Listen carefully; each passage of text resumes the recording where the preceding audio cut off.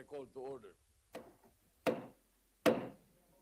Senator J.V. Ejercito will lead the chamber in prayer. Heavenly Father, we come before you with humble hearts, knowing that apart from you we can do nothing, but with you all things are possible. Thank you for the gift of service and the opportunity to work for the good of our people.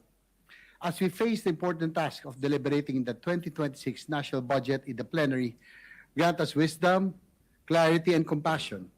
May every decision we make serve the best interests of our nation, especially the poor and the vulnerable. Lord, we lift up to you the communities devastated by Super Typhoon Uwan in Luzon and Typhoon Tino in Visayas. Comfort those who have lost loved ones, shelter the displaced, and strengthen the weary. Bless all those working tirelessly in rescue, relief, and recovery efforts. We also continue to remember those affected by the recent earthquakes in North Luzon, Cebu, and Davao. May your healing presence restore what has been broken and bring hope to those in despair. Bless our beloved Philippines. Keep us steadfast in purpose, united in compassion, and faithful in service so that the work of our hands may lead to lasting peace and progress for all. All these we ask in Jesus' name. Amen. Amen.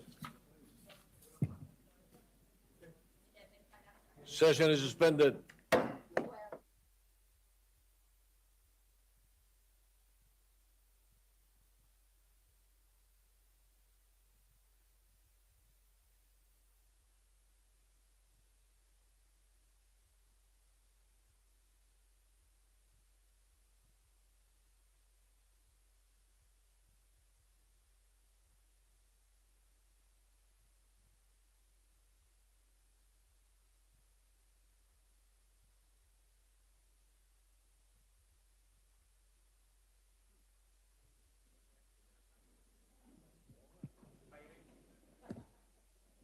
The session is resumed.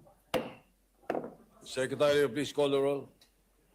Roll call of members. The Honorable Senator Aquino, Senator Cayetano Alan, Senator Cayetano Pia, Senator De La Rosa, Senator Ejercito, Senator Escudero, Senator Estrada, Senator Gatchalian, Senator Go, Senator Ontiveros, Senator Lacson, Senator Lapid, Senator Legarda, Senator Marcoleta, Senator Marcos, Senator Padilla, Senator Pangilinan, Senator Tulfo Erwin, Senator Tulfo Rafi, Senator Villanueva, Senator Villar Camille, Senator Villar Mark, Senator Zubiri.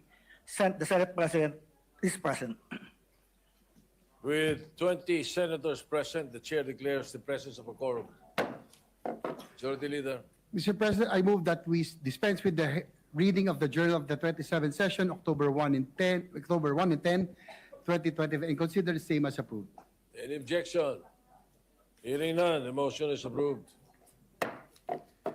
Mr. President, before we proceed with other items of agenda, let us acknowledge guests of the Senate, guests of Senator Bam Aquino, Lucky Calotes, Rose Ann Padama, Lawrence Patrick Vergara, and guests of this representation, Councilor Nico Gonzalez and Barangay Captain Toto Gonzalez from Magalang, Pampanga, and Mayor Sonia Estrella of Balibag, Bulacan and Company.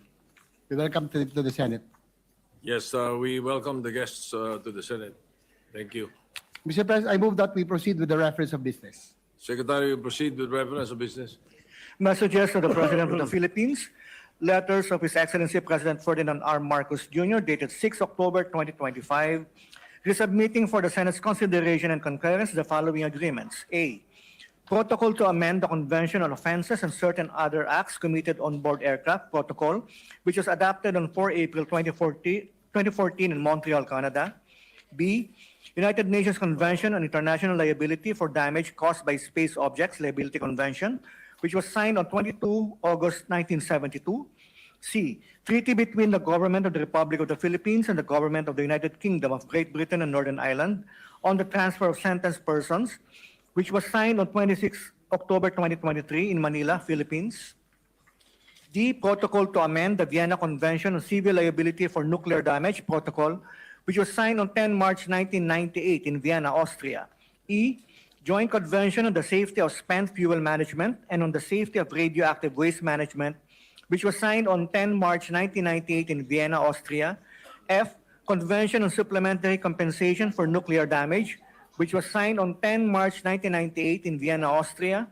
G. Convention on Nuclear Safety, which is signed on 14 October 1994. And H. Agreement between the Government of the Republic of the Philippines and the Government of the Kingdom of Cambodia for the elimination of double taxation with respect to taxes on income and the prevention of tax evasion and avoidance, signed on 11 February 2025 in Manila. Referred to the Committee on Foreign Relations. Letter of His Excellency President Ferdinand R. Marcos Jr. dated 25 September 2025, returning without signature the Consolidated Senate Bill number 1536, House Bill number 11421, an act strengthening the protection of the Las Piñas Parañaque Wetland Park, including the establishment of its buffer zone and appropriating funds therefore, pursuant to Section 27, Paragraph 1, Article 6 of the 1987 Constitution.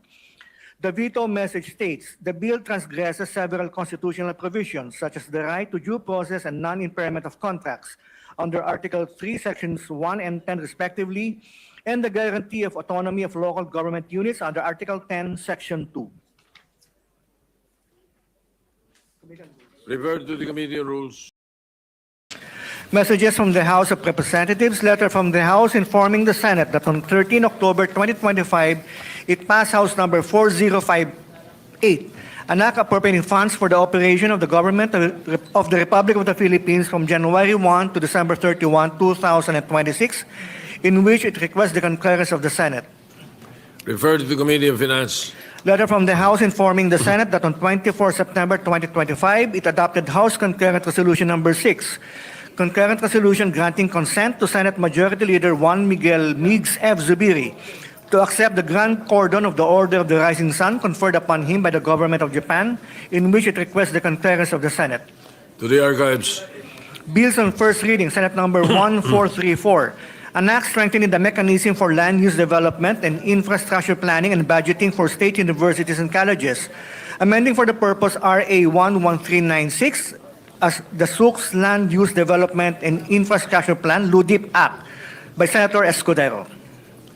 To the Committees on Higher and Technical Vocational Education, Public Works, and Finance. Senate number 1435, an act strengthening local rabies control and prevention by mandating local governments to create local rabies prevention and control committees and to establish local veterinary offices, amending for the purpose RA 9482, otherwise known as the Anti-Rabies Act of 2007, Senator Escudero. To the Committees on Health and Local Government. 1436, an act establishing the comprehensive chemical engineering law and appropriating funds therefore, Senator Ontiveros.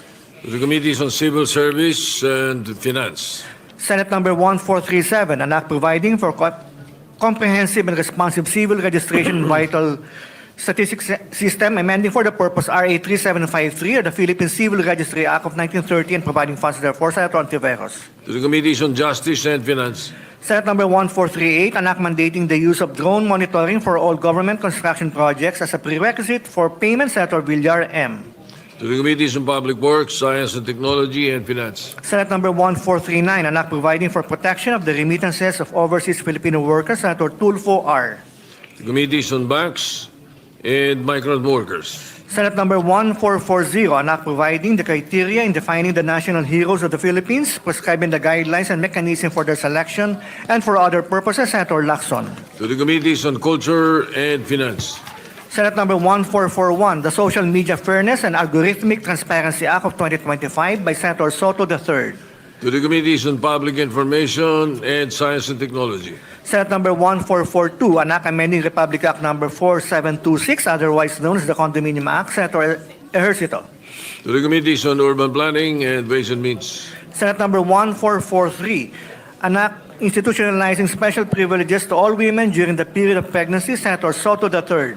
To the Committees on Women and Health. Senate number 1444, an act amending Title 14 of Act number 3815 as amended, otherwise known as the Revised Penal Code, and for other purposes, Senator Soto III. Referred to the Committee on Justice and Human Rights. Senate number 1445, an act institutionalizing the assistance to individuals in crisis situations program of the Department of Social Welfare and Development, providing penalties for the violation of certain unlawful acts and appropriating funds therefore, Senator Tulfo E. To the Committees on Social Justice and Finance. Senate Number 1446, an act declaring a one-month tax holiday exempting compensation income from income tax and other purposes, Senator Tulfo E. To the Committee on Rules. Senate Number 1447, an act providing for the revised charter of the Overseas Filipino Bank, providing funds therefore and for other purposes, Senator De La Rosa. To the Committees on Banks, Migrant Workers, and Finance. We have additional reference of business. You may proceed. Additional reference to business committee reports. Committee report number 6, prepared and submitted jointly by the Committees on Basic Education, Local Government and Finance on Senate number 1482, with Senators Aquino, Marcos, Villar C, Tulfo R, Legarda, Villanueva, Estrada, and Gatchalian as authors. An act establishing the Classroom Building Acceleration Program under the Department of Education, authorizing local government units and civil society organizations to undertake classroom construction projects, recommending its approval in substitution of Senate number 121, sponsor Senator Aquino. To the calendar for ordinary business. Committee report number 7, prepared and submitted jointly by the Committees on Higher, Technical and Vocational Education, Basic Education and Finance on Senate number 1483, with Senators Cayetano AP, Cayetano P, Escudero, Villanueva, Legarda, Ontiveros, and Aquino as authors. An act extending the duration of the Second Congressional Commission on Education, amending for the purpose Republic Act number 11899, otherwise known as the Second Congressional Commission on Education, EDCOM 2 Act, recommending its approval in substitution of Senate numbers 103, 529, and 1418, sponsor Senator Legarda. To the calendar for ordinary business. Majority Leader. Mr. President, before we continue, let us acknowledge guest of the Senate, His Excellency Mark Ines Brown, Ambassador of Australia to the Philippines. Welcome the ambassador to the Senate. Likewise, guest of Senator Bam Aquino, former Governor Arthur Yap, Jovi Guido, and Billy Joel. Likewise, welcome to the distinguished guests. Mr. President, pursuant to Rule 10, Section 13 of the Rules of the Senate, I move to elect Senator Panfilo Lacson as chairperson of the Committee on Accountability and Public Officers and Investigation. I'll move, Mr. President. Any objection? Chair hears none. Senator Lacson is hereby elected. Mr. President, I move that we transfer from the calendar for ordinary business the calendar for special orders committee report number 6 on Senate Bill the Classroom Building Acceleration Program or CAP. So move, Mr. President. Any objection? Hearing none, the motion is approved. It's transferred. Mr. President, I move that we consider Senate Bill number 1482 under committee report number 6. Any objection? Hearing none, motion is approved. Consideration of Senate Bill 1482 is now in order. The Secretary is directed to read the title, only the title, without prejudice to inserting into the records the whole text thereof. An act establishing the Classroom Building Acceleration Program, CAP, under the Department of Education, authorizing local government units and civil society organizations to undertake classroom construction projects. Majority Leader. To sponsor the measure, I move that we recognize Senator Bam Aquino, the chairperson of the Committee on Basic Education. So move, Mr. President. The Chairman of the Committee on Basic Education, Senator Bam Aquino, is recognized. You have the floor. Thank you, Mr. President. Mr. President, mga kababayan at kapwa ko Pilipino, magandang hapon po sa ating lahat. The Committee on Basic Education is pleased to present Senate Bill 1482 under Committee Report number 6, otherwise known as an act establishing the Classroom Building Acceleration Program or CAP under the Department of Education, authorizing local government units and civil society organizations to undertake classroom construction projects or the CAP Act. Una po sa lahat, nais po natin pasalamatan ang Philippine Institute of Certified Quantity Surveyors, ang Yellow Boat of Hope, Hope Foundation, ang Atbuhay Foundation, si Architect Teach Buencamino at si Mr. Lucky Calotes or si King Lax para po sa pagdalaw ngayong araw at sa pagsuporta at pag-volunteer dito po sa pagbuo ng ating panukalang batas. Dear friends, our sponsorship of this bill comes at a time when our nation is in crisis. Naibulatlat po ang issue ng maling paggamit ng flood control budget dito po sa Senado at sa Kongreso at nailantad po sa ating lahat ang karumal-dumal na korupsyon sa ating gobyerno. Pero nais po nating ipaalala na may isa pang krisis sa ating bansa. 2 months ago, nagtalumpati po tayo tungkol sa EDCOM report at ang nakalagay po doon na 165,000 na kulang na silid-aralan sa ating bansa. Noong Oktubre, nalaman po natin sa DPWH hearing na 22 pa lang ang naitatayo ng national government. Kahit po si Secretary Dizon na bago pa lang sa DPWH, nagulat, napasigaw, totoo ba to? Ang nakaplano po ng DPWH for this year ay 1,700 classrooms. And up to October of 2025, 22 pa lang po ang nabuo po nila. Pero kahit naitayo po nila ang buong 1,700 classrooms, kita naman po natin kulang na kulang pa rin yan pagdating sa national gap po natin.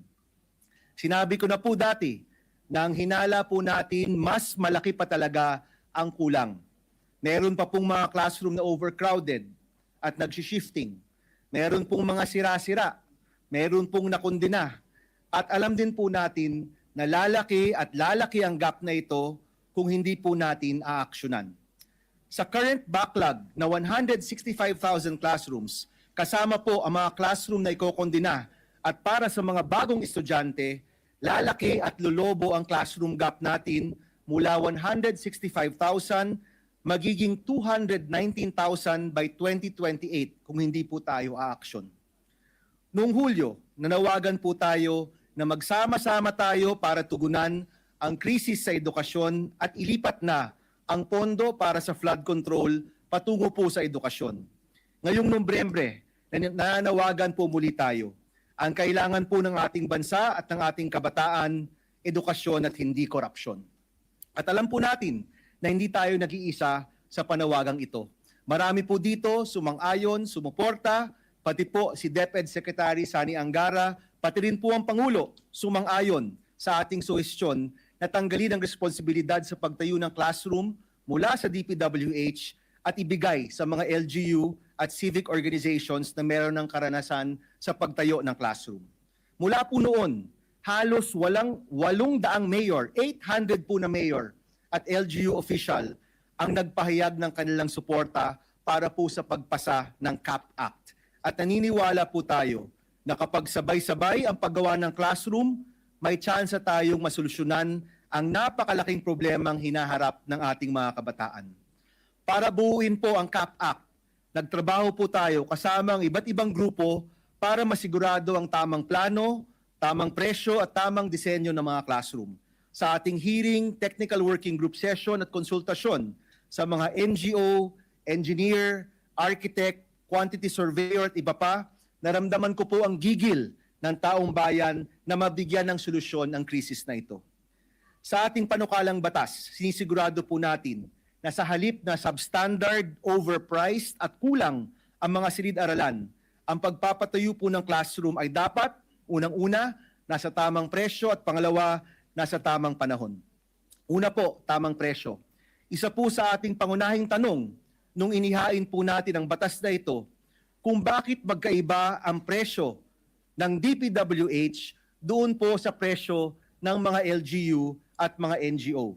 Sa presyo po ng DPWH, mula 2.5 million to 4 million pesos ang bawat classroom.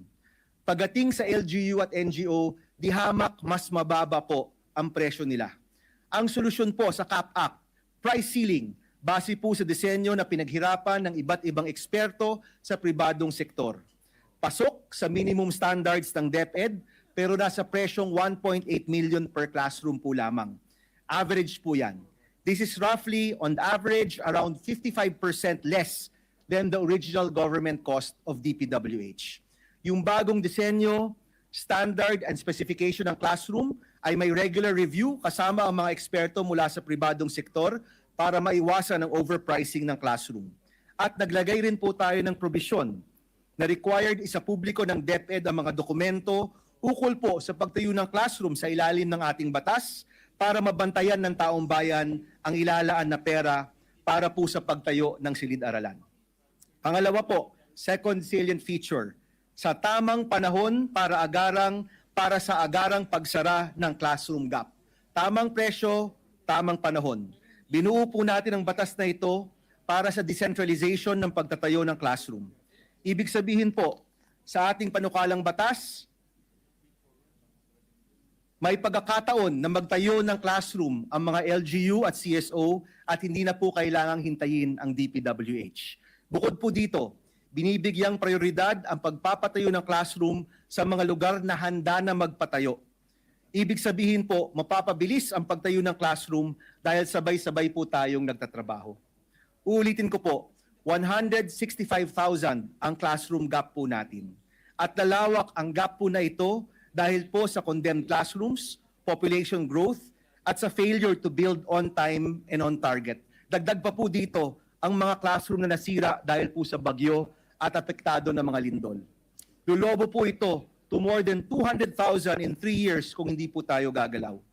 Kung nais po nating maisara ang classroom gap by 2031, in 6 years, pakiwari ko po, kailangan po natin magbuo ng 39,000 classrooms kada taon.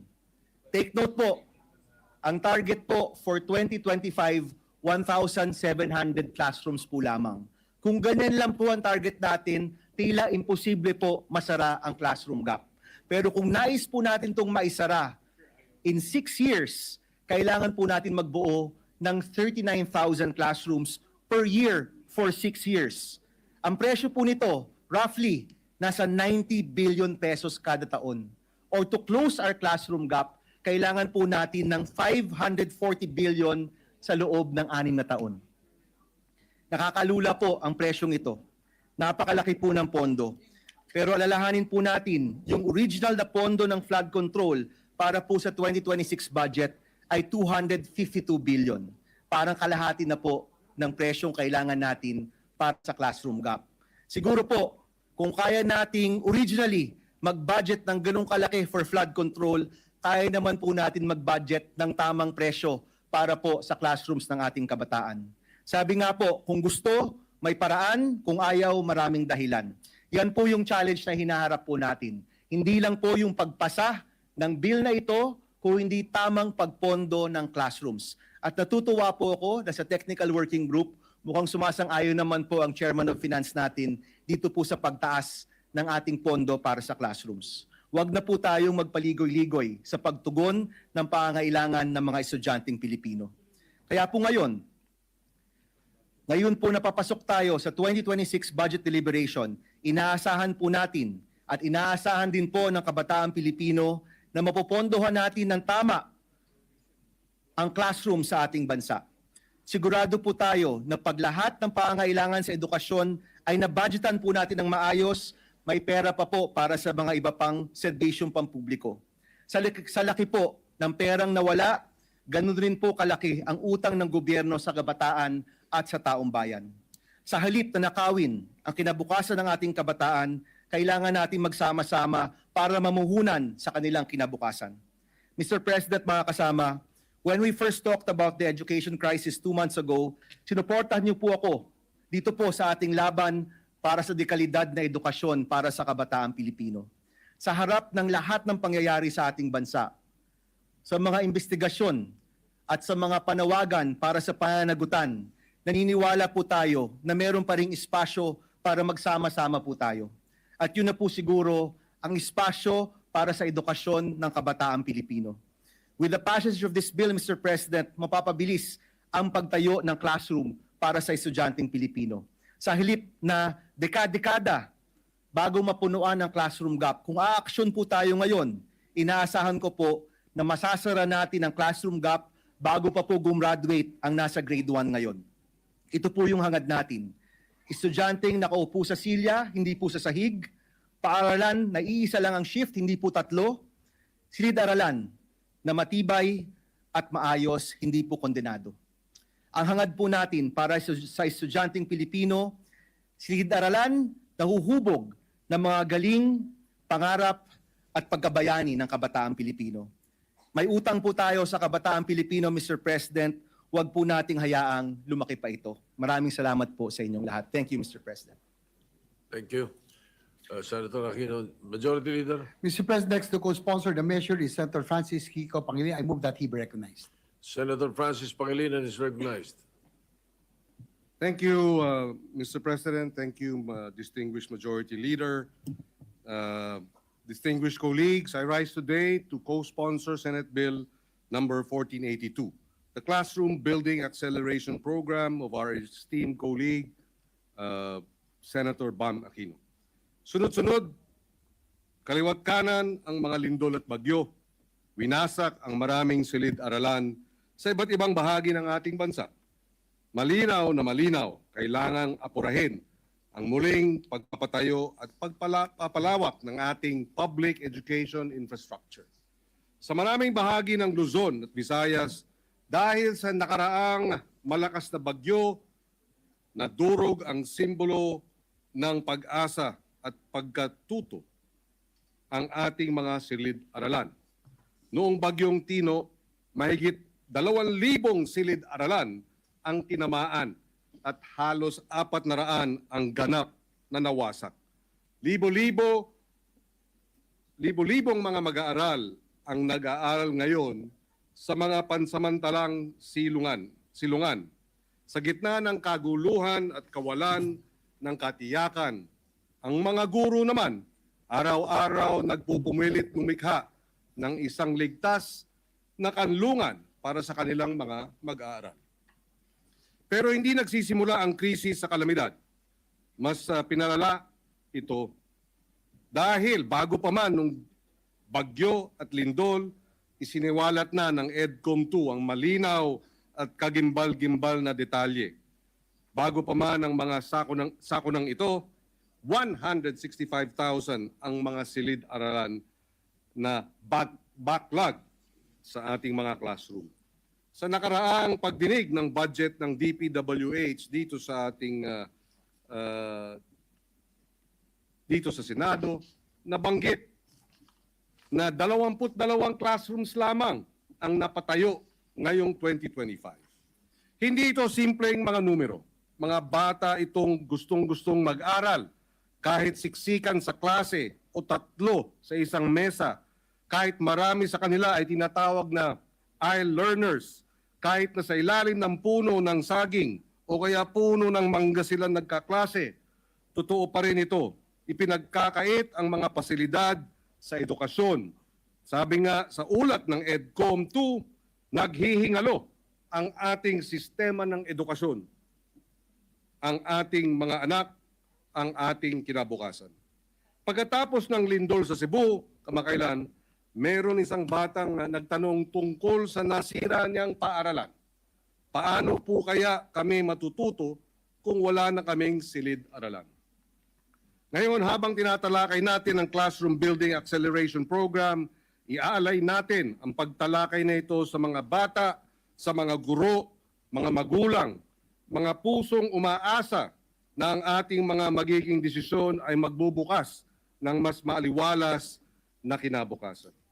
Ang panukalang batas na ito ang magbibigay ng kapangyarihan hindi lamang sa mga ahensya ng pambansang pamahalaan, kundi pati sa pribadong sektor, pati sa mga local government units at civil society organizations upang mapabilis ang pagtatayo ng silid-aralan sa buong bansa. Saklaw ng programa ang malinaw at tiyak na pananagutan sa pagpapatupad habang tinitiyak ang pagsunod sa mga bagong pamantayan sa mga lugar ng disaster prone. Disenyo ito para upang maging mabilis, mahusay at matapat ang pagpapatayo ng mga silid-aralan. Walang labis, walang kulang, at higit sa lahat, walang kickback. Noong pagdinig ng panukalang batas na ito, nabanggit ng ating mga resource persons mula sa DepEd na mayroong panahon na dahil sa PPP, ang involvement ng open, transparent public bidding ng pribadong sektor, hindi DPWH. Noong mga panahon na yon, may matching ang DepEd at ang LGU para magkaroon ng school building program. nung nagsanib puwersa ang PPP at ang matching ng national government at local governments. At one point, we were constructing 600 school buildings a week. Nagawa na noon, kayang gawin ulit ngayon, at ito ang layunin ng Senate Bill 1482. Ito ang pangako natin. Walang bata ang dapat mawalan ng kinabukasan dahil lang sa nililipad o gumuguhong bubong. Walang guro ang dapat magturo sa ilalim ng pansamantalang tolda pagkatapos ng bagyo. Pinapantay natin ang isang institusyong pangmatagalan, isang programang karapat-dapat sa mga pag-asa na ipinagkatiwala sa atin at tumutugon sa mga natuklasan ng EDCOM 2 at sa realidad ng ating bansang climate vulnerable. In closing, Mr. President, dear colleagues, the future of education, the strength of our communities, and the dignity of the Filipino learner all depend on what we do next. Let us support the Classroom Building Acceleration Program. Let us build 600 to 1,000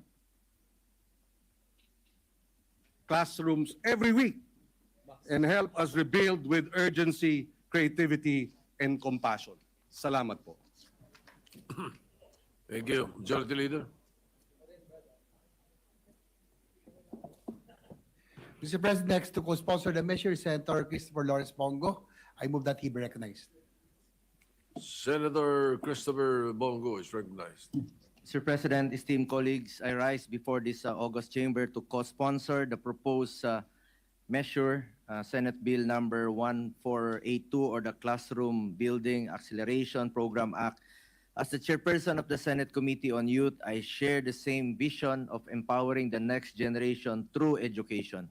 That is why I have pushed for measures that uplift the welfare of students, educators, and their families. Ang kabataan po ang pag-asa ng ating bayan at bukod sa kanilang kalusugan, edukasyon ang dapat na maging prioridad.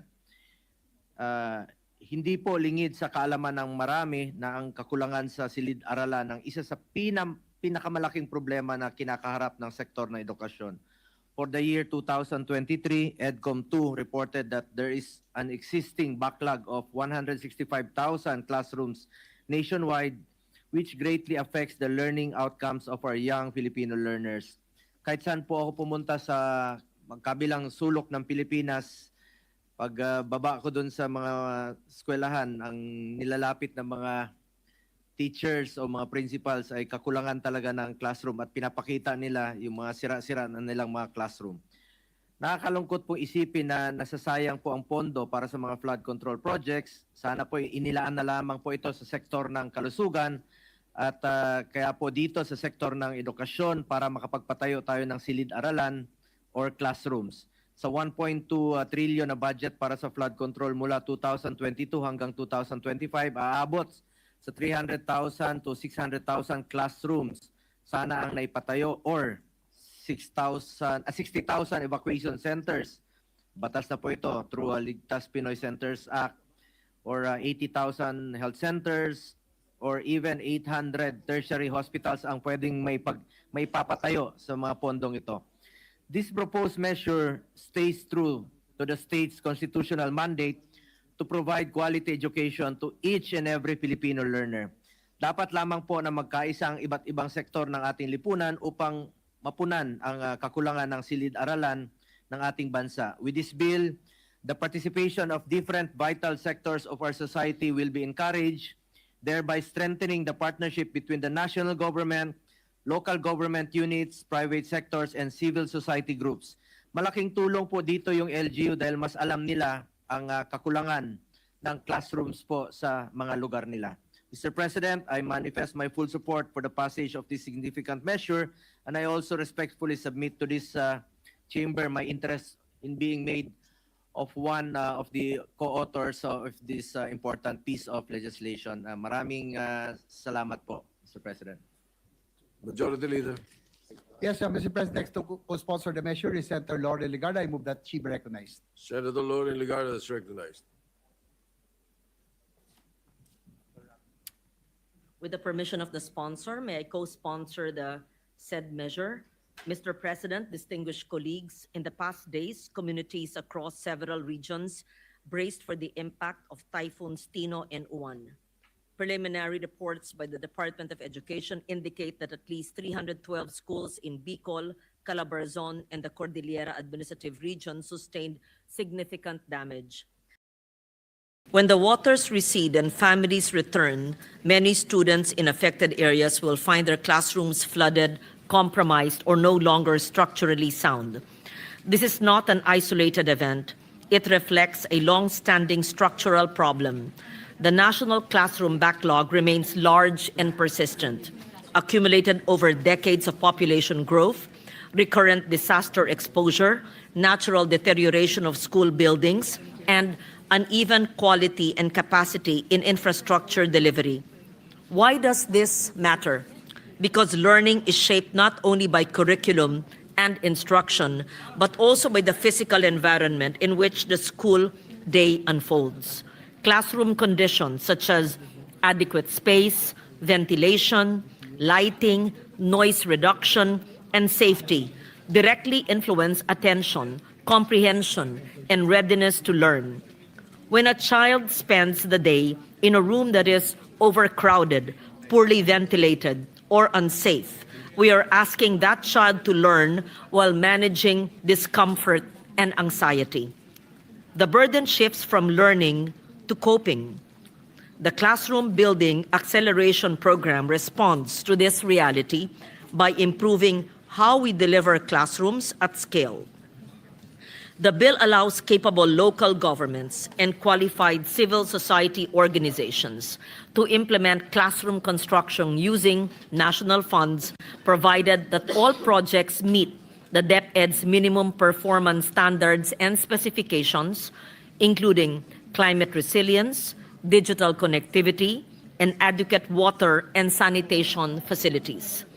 A program management office within DepEd will review proposals, ensure technical quality, and maintain transparency throughout procurement and implementation. This approach advances several urgent national objectives: education recovery, reduction of learning loss, equitable access for underserved communities, and infrastructure planning that is responsive to evolving environmental and community conditions. It ensures that the classrooms we build are not only numerous, but also structurally sound, context appropriate, and suited for the climate future we already live in. I thank the sponsor for this measure, Senator Bam Aquino, for championing this measure. And at the appropriate time, I would like to learn more about the cost of classrooms, which was flashed on screen, and know about the NEP and GAB provision for classrooms and the backlog to date, and how the measure, assuming we pass it before the December break, could be applied and reduce the backlog for 2026. At the same time, I would like to know, just in advance, to inform the sponsor, I will be asking about how the divisions or the allocation for classrooms in every region, province, and district is allocated based on the NEP, seeing the lack of equitable distribution and the lack of parity, having reviewed the NEP revised and the GAB for 2026. Thank you, Mr. President. You have the figures. Oh, ano daw yun?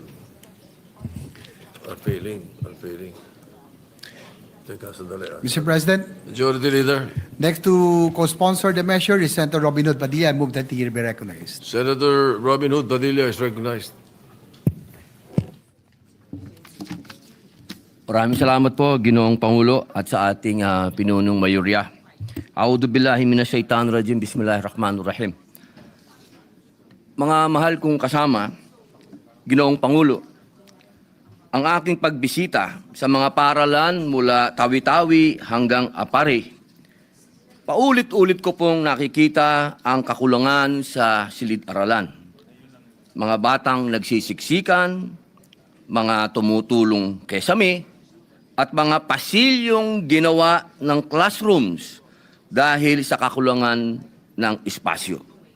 Kaya naman po tumatayo ako ngayon upang buong dangal na i-co-sponsor ang Classroom Building Acceleration Program na isinusulong ng aking kapatid sa paglilingkod, Senador Bam Aquino.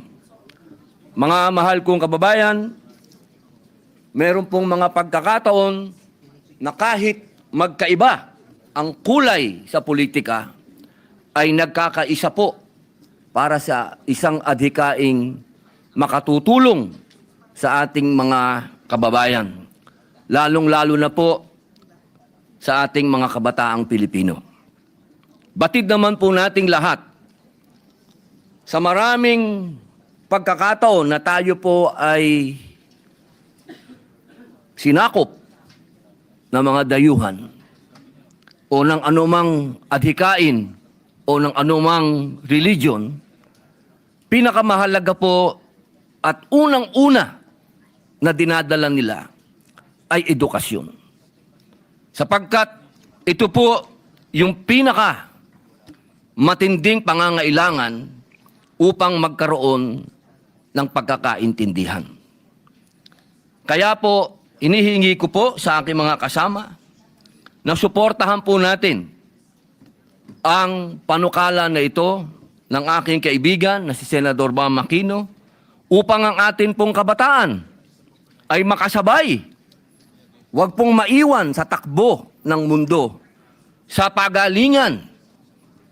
Alam naman po natin, hindi po kaila na marami pong mga bansa na makapangyarihan, yaan pong nagsasamantala sa mga katulad natin na bansa. Ang atin pong panlaban ay tamang edukasyon. At yaan po ay pinatunayan mismo ng ating mga bayani. Kung natatandaan po natin noong panahon ni Jose Rizal, ni Dr. Jose Rizal, sa kanyang mga huling araw sa dapitan, ang kanya pong pinalakas ay ang pagbibigay edukasyon sa kabataan. Nagbigay po siya ng silid-aralan doon mismo sa dapitan. Kaya maihahambing ko po ang panukala na ito kay Dr. Jose Rizal. Ngunit, meron po tayong backlog. 165,000 classrooms.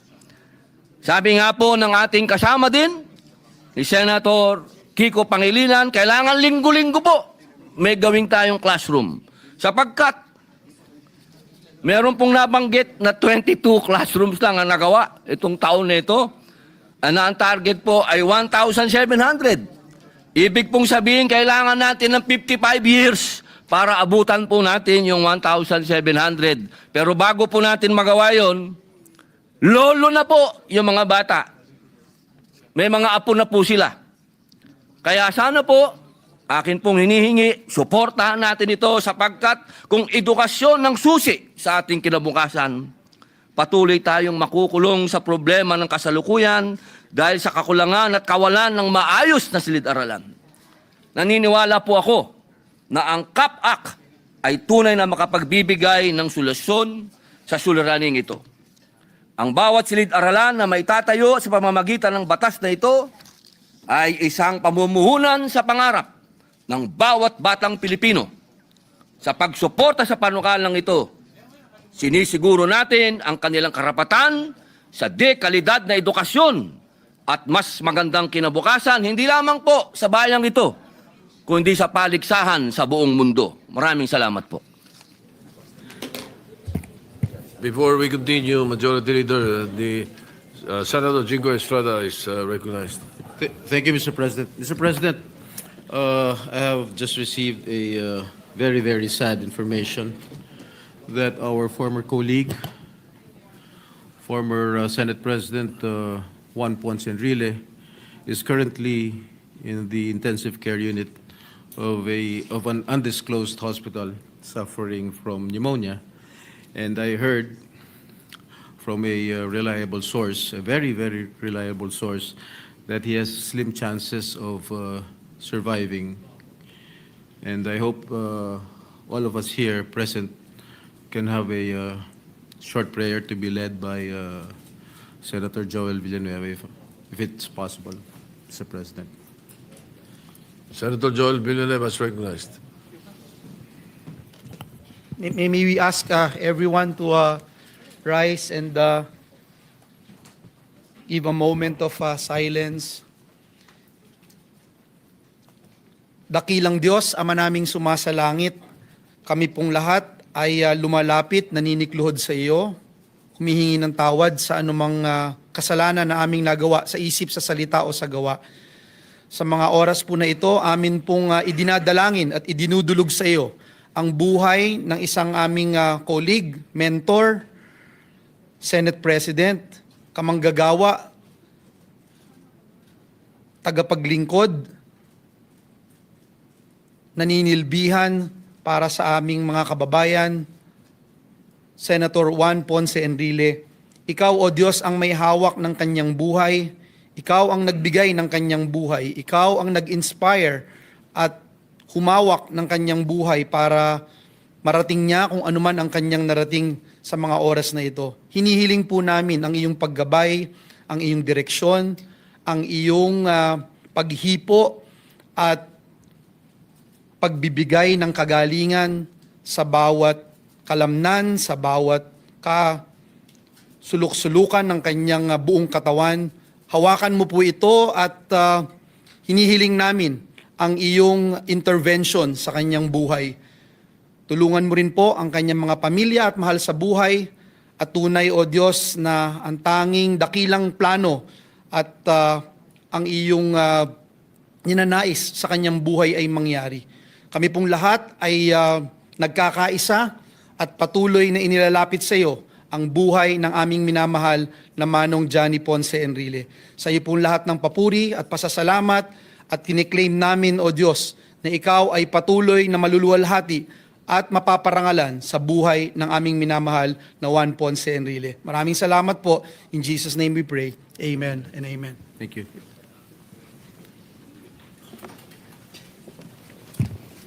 Majority Leader. Yes, Mr. President, next to co-sponsor the measure is Senator Raffy Tulfo. I move that he be recognized. Senator Raffy Tulfo is recognized.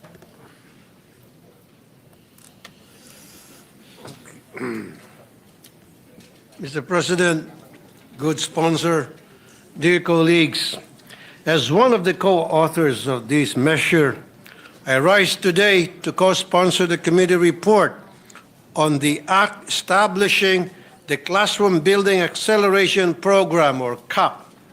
Isang panukalang batas na tutugon sa matagal na nating problema sa kakulangan ng classrooms sa bansa upang mabigyan lahat ng bata, lalo na mga mag-aaral na galing sa mahirap na pamilya, ang pagkakataong magkaroon ng edukasyon at maging matagumpay sa buhay. This proposed measure is not only timely, but it will also save the government millions of funds for classroom building na dati-rati nabubuhos lang sa DPWH, isang ahensyang tad-tad ng anomalya ngayon. By providing an alternative mechanism that is more responsive and cost-efficient, and by forging credible partnerships between local government units or LGUs and private sector entities, mas mapapabilis na po ang pagpapatayo ng classrooms at makakasigurong mapupunta sa tama ang pondong nakalaan para rito. We have a backlog of almost 165,000 classrooms. At base sa mga datos na isinumite sa atin, kakailanganan natin ng almost 15 years, 15 taon po yan, isang dekada at kalahati, upang matugunan ang problema sa classroom shortage. Ang masaklap, sa nakaraang taong 2024, nasa 3,181 classrooms lamang ang nakumpleto. Sa makatuwid, at the rate we're going, we will need at least 50 years to hit our target. Now is the time to change the system and approach the problem differently in a manner that is more realistic, cost-efficient, and reliable. Ngayon pa lang, tinatalang 3,260 classrooms ang nagtamo ng iba't ibang antas ng pinsala dahil sa bagyong Tino. Ayon yan po sa DepEd. At noong linggo, dahil sa bugso ng bagyong Uwan, DepEd reported that in Bicol and Calabar Zone alone, 1,182 classrooms were partially damaged, 366 heavily damaged, and 261 were totally destroyed.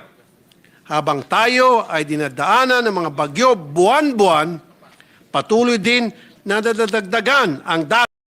Kung hindi tayo gumalaw ng mabilis, maaaring hindi makakapag-aral na maayos sa isang taon ang karamihan sa ating learners. In response to this situation, it is noteworthy to highlight Section 5, Paragraph D of the proposed measure. Schools located in high-risk or disaster-prone areas, such as those vulnerable to flooding, earthquake, or other similar calamities, and those reliant on temporary learning spaces, shall be prioritized under this program. Isa lamang ito sa mga magagandang probisyon ng panukalang batas na mabibigyan solusyon sa problema ng classrooms sa panahon ng kalamidad.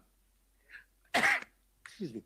I welcome the proposed partnerships between LGUs and NGOs upang agad matugunan ang problema ng classroom shortage under the able guidance and authority of the DepEd, na siya naman talagang nakakaalam kung ano talaga ang kailangan at naangkop sa mga mag-aaral ng iba't ibang lugar sa Pilipinas. Under this bill, DepEd minimum performance standards and specification will ensure that classrooms shall be built taking into serious consideration all relevant factors like topography, climate conditions of a given area, digital connectivity, and access to transportation, such that these projects are structurally sound, and given that schools are also being used as evacuation centers during calamities. At huli sa lahat, napapanahon na magkaroon ng funding ang cost ceilings sa mga gastusin sa construction ng classroom. Under this bill, funds for projects under this measure shall not be bloated and wasted. Tama na yung mga kumikita sa mga construction projects. Mr. President, education is the cornerstone of national development, social stability, and economic progress.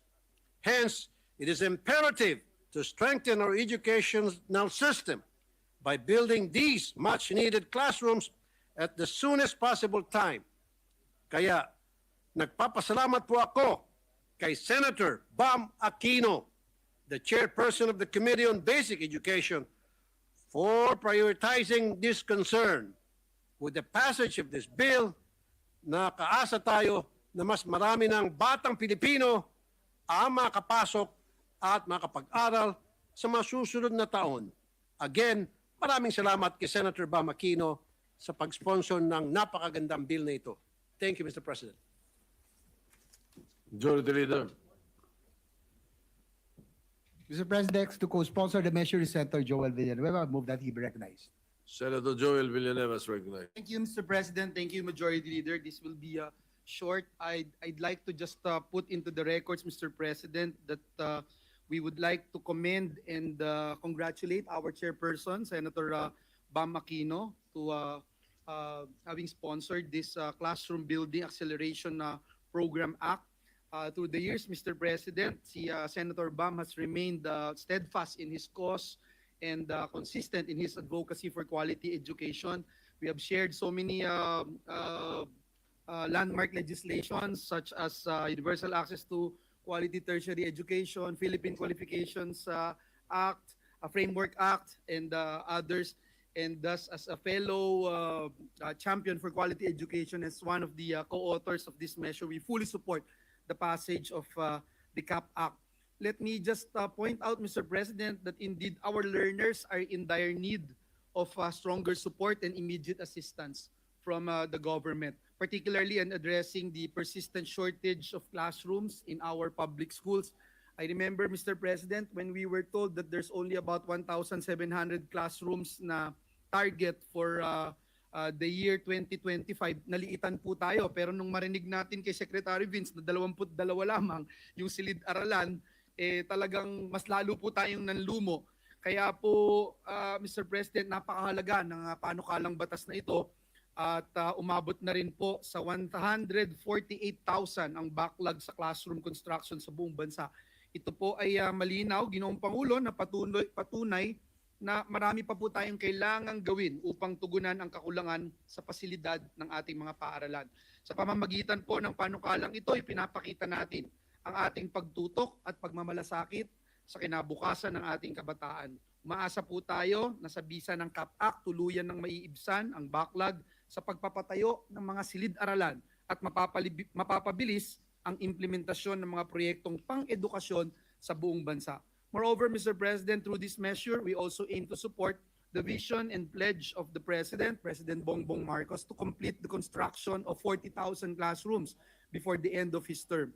And we pray, Mr. President, na ang mga colleagues po natin ay masuportahan po ang immediate passage of this act to give every Filipino learner a safe, conducive, and dignified space to learn and grow. Maraming salamat, Ginoong Pangulo, and may God bless us all. Majority Leader. Yes, Mr. President, next to co-sponsor the measure, Senator Pia Cayetano. I move that she be recognized. Senator Pia Cayetano is recognized.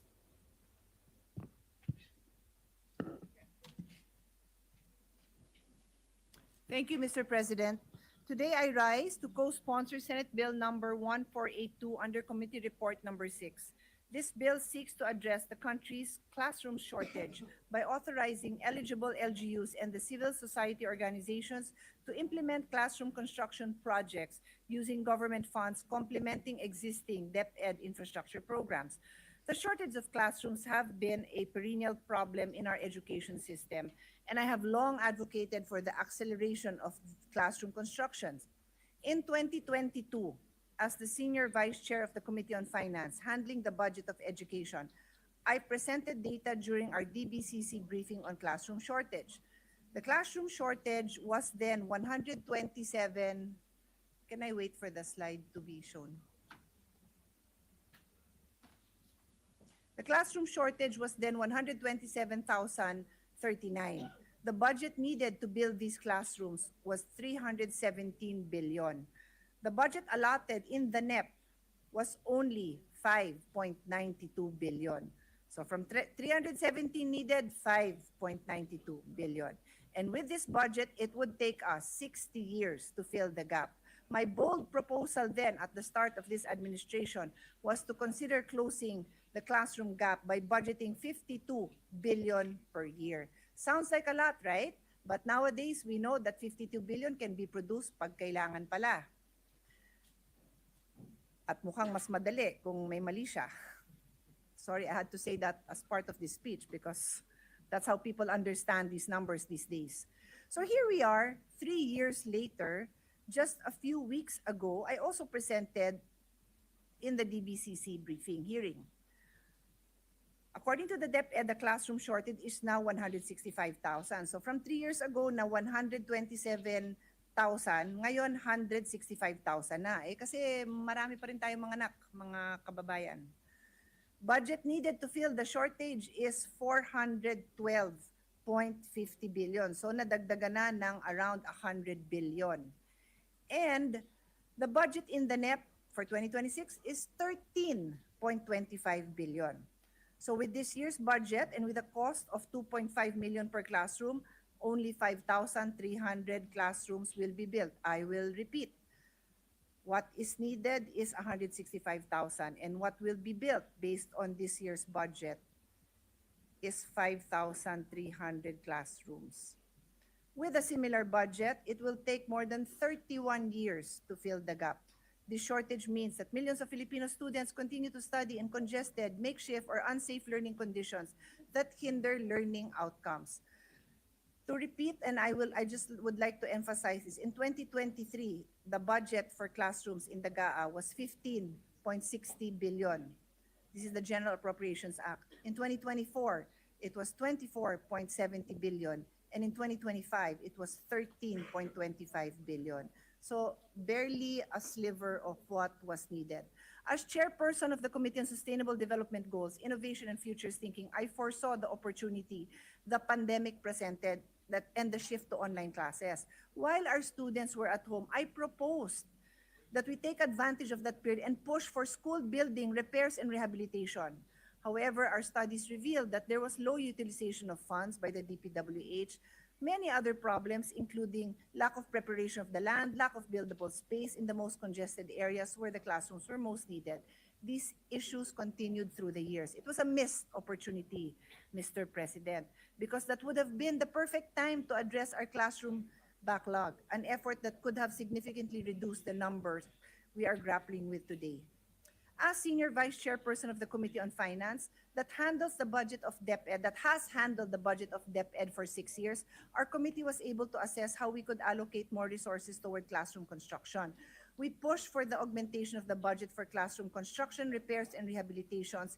In the NEP, we had allocations for budget repairs that were not fully funded, and we felt that these were very low-hanging fruits because it would take less to repair these classrooms. As mentioned earlier, we had consistently pointed out that with the limited budget under the Basic Education Facility Fund, it would take years for this gap to be addressed. Recognizing that many existing school buildings are already in disrepair, we also advocated for more rehabilitation and retrofitting. In several budget deliberations, we emphasized the need for climate-resilient school infrastructure, facilities that are safe, inclusive, and conducive to learning for all students. Closing the gap in the classroom shortage helps us achieve the following Sustainable Development Goals, particularly SDG 1, no poverty, SDG 3, good health and well-being, SDG 4, quality education, SDG 6, clean water and sanitation, SDG 8, decent work and economic growth, SDG 9, industry, innovation, infrastructure, SDG 10, reduce inequalities, SDG 11, sustainable cities and communities. By accelerating the classroom construction, we are not only investing in building, we are investing in human capital and in the learning environment that nurtures the next generation. This program must not only fill present gaps, but it must also anticipate the future of learning. That means classrooms designed for blended learning, for energy efficiency, and for climate adaptation, especially in flood or typhoon-prone areas. We'd like to thank our chairperson, Senator Bam Aquino, for prioritizing this bill. Let us make the classroom building acceleration program not just a response to a backlog, but a vision for the future of Philippine education. Thank you, Mr. President. Majority Leader. Yes, Mr. President. Next to co-sponsor is Senator Win Gatchalian. Move that he be recognized. Senator Sherwin Gatchalian is recognized. Thank you, Mr. President. First and foremost, let me congratulate and commend Senator Bam Aquino for coming up with this very novel but very timely concept. Nasabi ho ni Senator Pia na talagang napakalaki po ang backlog natin sa classrooms. 160,000 ang kailangan natin para mahabol lang yung backlog natin sa classrooms. And that will cost approximately about 400 billion pesos. So kahit na mayroon tayong 400 billion pesos, Mr. President, hindi naman may implement kaagad because of absorptive capacity of the Department of Education. So the CAP program will liberalize the implementation of classrooms in our country, allowing local governments to build classrooms all at the same time. Yung po yung maganda dito, pwedeng sabay-sabay ho nagko-construct ang mga local government units para sabay-sabay rin natatapos. They can also tap the private sector to build dahil nakita ho natin sa hearing na mas mura ang private sector pagko-construct ng mga classrooms, so we can tap CSO. And we can also come up with innovative modalities such as PPP para pumahabol natin yung 165,000 na backlog natin. So, Mr. President, let me again thank and congratulate our chairman of the Basic Education Committee for coming up with this very timely concept. And a more extensive co-sponsorship speech will be submitted to the body to be inserted into the records, Mr. Chairman. Thank you. Majority Leader. Mr. President, next to co-sponsor the measure is Senator Erwin Tulfo. Senator Erwin Tulfo is recognized. Mr. President, distinguished colleagues, I rise today to express my full support as co-sponsor of Senate Bill number 1482 under Committee Report number 6, which seeks to establish the Classroom Building Acceleration Program or CAP under the Department of Education. Nung ako po ay bumoto noong nakarang eleksyon, isa sa mga hindi ko po makakalimutan ay ang kalunos-lunos na kalagayan po ng ating mga silid-aralan. Mainit, siksikan, at minsan pa ay kulang sa upuan. Sa ganitong kalagayan, mahirap asahan na matuto ng maayos ang ating mga kabataan, Mr. President. Sa panukalang ito, binibigyan kapangyarihan ng mga lokal na pamahalaan at mga civil society organizations na makibahagi sa pagpapatayo ng mga silid-aralan. Isang konkretong hakbang upang mapabilis ang pagpapatayo ng mga ligtas, maayos at komportableng lugar para sa ating mga mag-aaral. Naniniwala po ako, Mr. President, na sa tulong ng programang ito, mas mabilis na maihatid ang dekalidad ng edukasyon, hindi lamang po sa salita, kundi sa mismong pisikal na espasyo kung saan nagsisimula ang kanilang mga pangarap. I would also like to thank Senator Bam for championing this classroom building acceleration program. Thank you, Senator Bam. Thank you, Mr. President. Maraming salamat po at magandang hapon sa lahat. Thank you. Majority Leader. Yes, Mr. President, as to co-sponsor the measure is this presentation. May I be recognized, Mr. President? Yes, the acting Majority Leader is recognized. Senator J.B. Ersto. Mr. President, my dear colleagues, good afternoon. It is an honor to rise today to co-sponsor Senate Bill number 1482 under Committee Report number 6 or the Classroom Building Acceleration Program authored by the gentleman from Tarlac, Senator Bam Aquino. Batid po natin na sa kasalukuyan, isa sa pinamabigat na suliranin kinakaharap ng ating bansa sa sektor ng edukasyon ay ang malaking kakulangan sa silid-aralan ng ating mga pampublikong paaralan. This shortage directly affects the quality of learning and the dignity of our students and teachers alike. At napapanahon na po ang isang whole-of-nation approach upang tugunan at bigyan ng solusyon ang krisis na ito. Recognizing the magnitude of a classroom backlog, we acknowledge the necessity of forging stronger partnerships with the local government units and the private sector to expedite classroom construction nationwide. Through the implementation of the Classroom Building Acceleration Program, we aim to intensify, coordinate the efforts, and mobilize additional resources to ensure the timely delivery of adequate and quality learning spaces for all students. Pinasasalamatan natin si Senator Bam for championing the bill that seeks to address the glaring shortage of classrooms in the country. You have our full and unwavering support ensuring that this vital legislative measure is passed into law as soon as possible. Kaugnay nito, patuloy din po nating isinusulong ngayong 20th Congress ang Senate Bill number 2 o tinatawag na Master Plan for Infrastructure and National Development Act. Layunin na panukalang ito na magtakda ng isang pangmatagalang bisyon at strategiya para sa infrastruktura upang masiguro na mga pangunahing social structures kagaya ng mga silid-aralan at iba pang pasilidad pang-edukasyon ay bahagi ng isang maayos na master plan na itataguyod ng tuloy-tuloy tungo sa pag-unlad sa mga susunod na henerasyon. Mr. President, for every classroom that we build, we also build opportunities. We open doors for learning, growth, and hope. Providing access to education is one of the greatest equalizers of society. At kapag may maayos na mga silid-aralan, may pantay na pagkakataon ng bawat Pilipino na abutin ang kanilang pangarap at makapag-ambag sa pag-unlad ng ating bansa. Mr. President, sa pagpasa natin ng panukalang ito, sabay-sabay tayong nagtatanim ng pag-asa at isang mas maginhawang bukas para sa minamahal na Pilipinas. With the permission of the sponsor, this representation would like also to be co-author of the bill. Thank you, Mr. President. Thank you.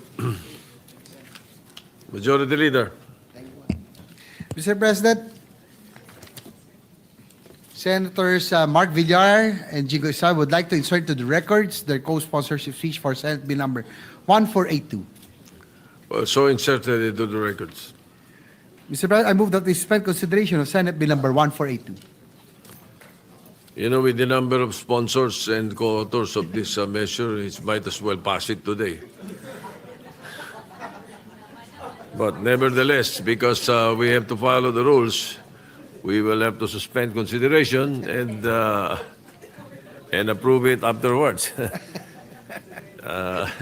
Yes, Senator Bamakino is recognized. Before I act on the motion, Yes, Mr. President, I'd just like to thank our colleagues sa napakarami pong sumusuporta. Maraming salamat po. Alam ko pong maraming sumusuporta, hindi ko po ine-expect na marami po mag-co-sponsor at co-author. Thank you so much to our dear colleagues, and I hope this can be one of the measures where we can work together for the Filipino youth and the Filipino people. Salamat po. well, I have good news for you. Senate Bill 1482, establishing the Classroom Building Acceleration Program, of which you are the principal author of and sponsor, is included in the LEDAC. So even the palace is backing up your bill.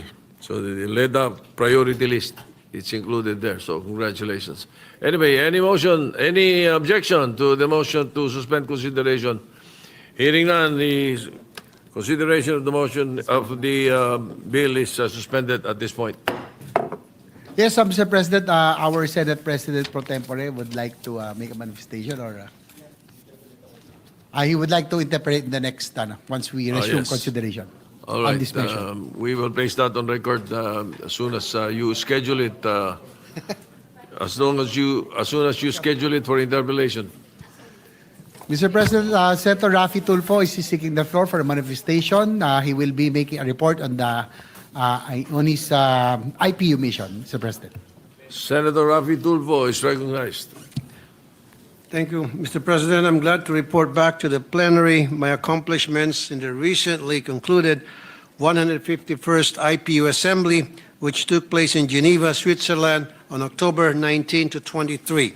In attendance at the Assembly with me were Senator Erwin Tulfo as the head of the delegation and Senator Noy Morcoso, with the team upholding humanitarian norms and supporting humanitarian action in times of crises.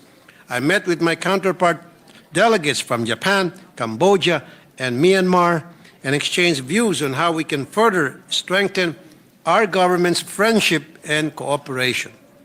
I also took this trip as an opportunity to meet and greet our kababayans working and living in Switzerland and France. Bilateral meetings in Japan. On the sidelines of the IPU Assembly, Senator Erwin and I met with Honorable Fuji Kazuhiro, who is a member of the House of Councilors of Japan.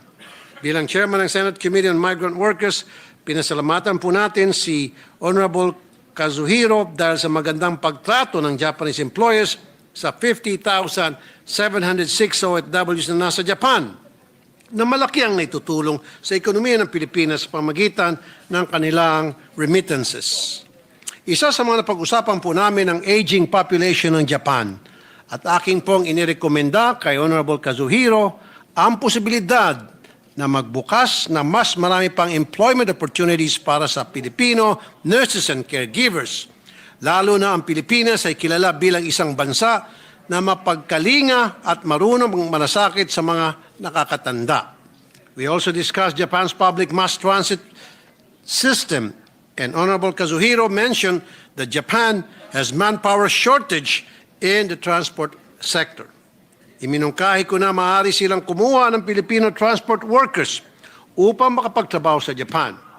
We will recommend for DFA and DMW to conduct bilateral talks to their counterparts to address specific issues about these. At akin po itong tututukan, Mr. President. Bakit wala mga videos? Nasaan? Kanina pa wala. Cambodia. Nakipagpulong din po ako kina First Vice President Och Borit at T. Sokun ng National Assembly of Cambodia upang talakayin ang problema sa human trafficking ng mga Pilipino sa Cambodia. Mr. President, I encourage the government's cooperation to put an end to the prevalent Cambodia-based scam hubs which abuse Filipino workers. Ang mga Pilipinong biktima ay naakit sa mapanlinlang na social media posts na nag-o-offer ng malaking sahod Pero pagdating sa Cambodia, ay hindi naman sila nababayaran ng tama at ang iba sa kanila ay nato-torture. I'm glad to report, Mr. President, that President Boric gave his commitment in solving this international issue. Myanmar. I also met with the delegation of Myanmar to raise concern over the recent raid on a major online scam hub in Myanmar, where around 222 Filipinos are currently seeking rescue and repatriation. We talk about how Philippines stepped up to host ASEAN earlier than planned. After Myanmar, the original host was unable to do so due to its ongoing civil war.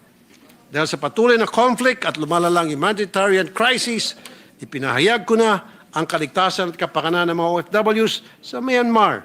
Ang isa sa aking mga prioridad at sana sa tulong ng kooperasyon ng mga bansa sa ASEAN ay tuluyang mabawasan at mapigilan ang mga operasyon ng mga online scam hubs.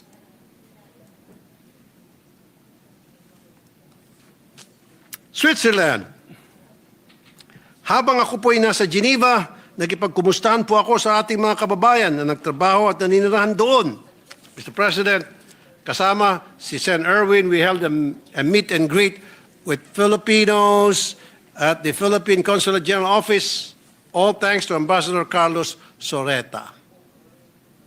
Bukod sa mga problema ang idinulog sa ating mga kababayan doon, ipinadala ko rin sa kanila ang kahalagaan o ipinaalala ko rin sa kanilang kahalagaan ng isinusulong kong Senate Bill number 90 o OFW Financial Education Act na layong mabigyan ng sapat na kaalaman ng mga OFW sa pag-manage ng kanilang pera.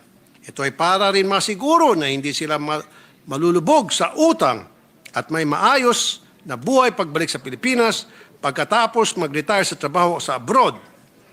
I can say, Mr. President, that Filipinos in Switzerland are in way better condition than Filipinos working in other countries. Kasi nga po, halimbawa sa Hong Kong, marami po sa mga kababayan natin ang nalulubog sa utang. In fact, tumataas po yung bilang ng suicide sa bansang Hong Kong sapagkat hindi po alam ng mga OFWs natin kung paano nila i-manage ang kanilang finances. Marami sa kanila ang utang ng utang or dili kaya ay ginagamit sila bilang magbabouch sa mga kakilala at ng pagdating ng oras ay yung kakilala nila na kanilang binouch sa utang ay hindi nagbabayad, doon na po pumapasok yung sila ay nadidepress hanggang sa sila gumagawa ng hindi tama against doon sa kanilang sarili. Paris, personal ko rin kinumusta ang ating mga kababayan sa France. Kasama ko si Ambassador Eduardo Jose de Vega at Consul General Noemi Diaz. At bilang Chairman Senate Committee on Migrant Workers, aking ibinahagi ang aking panukalang batas gaya ng pagtatag ng Migrant Workers Relations Commission, isang special court sa loob ng DMW upang mapabilis ang pagresolba ng mga kaso ng ating mga OFW nang hindi na kailangan dumaan sa mahabang proseso o magsumbong pa sa aking programa. Pagtatag ng OFW Action Center sa bawat probinsya at malalaking lungsod upang lahat ng serbisyo mula pre-deployment hanggang reintegration ay nasa isang lugar na lamang. Pagpapalawak ng OFW Dependent Scholarship Program mula sa dating 5,000 slots ay gagawin nating 10,000 slots upang mas maraming anak ng mga OFW, hindi lamang sa koleyo, kundi pati na rin mula elementarya hanggang high school ang makinabang. Sa open forum ay natalakay ang kakulangan ng trabaho sa Pilipinas na siyang pangunahing dahilan kung bakit maraming kababayan natin ang napipilitang mangibang bansa. I shared that this problem is precisely what I'm pushing for, an across-the-board minimum wage for workers in Metro Manila and the provinces. With this, workers across the country will have the access to good job opportunities without the need to migrate elsewhere. That's all, Mr. President. Maraming salamat po.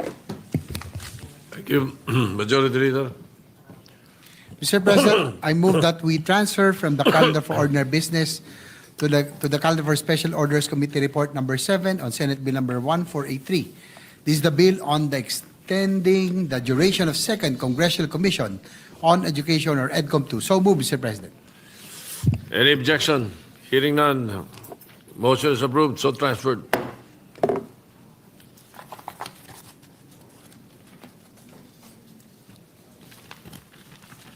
Mr. President, I move that we consider Senate Bill number 1483 under Committee Report number 7.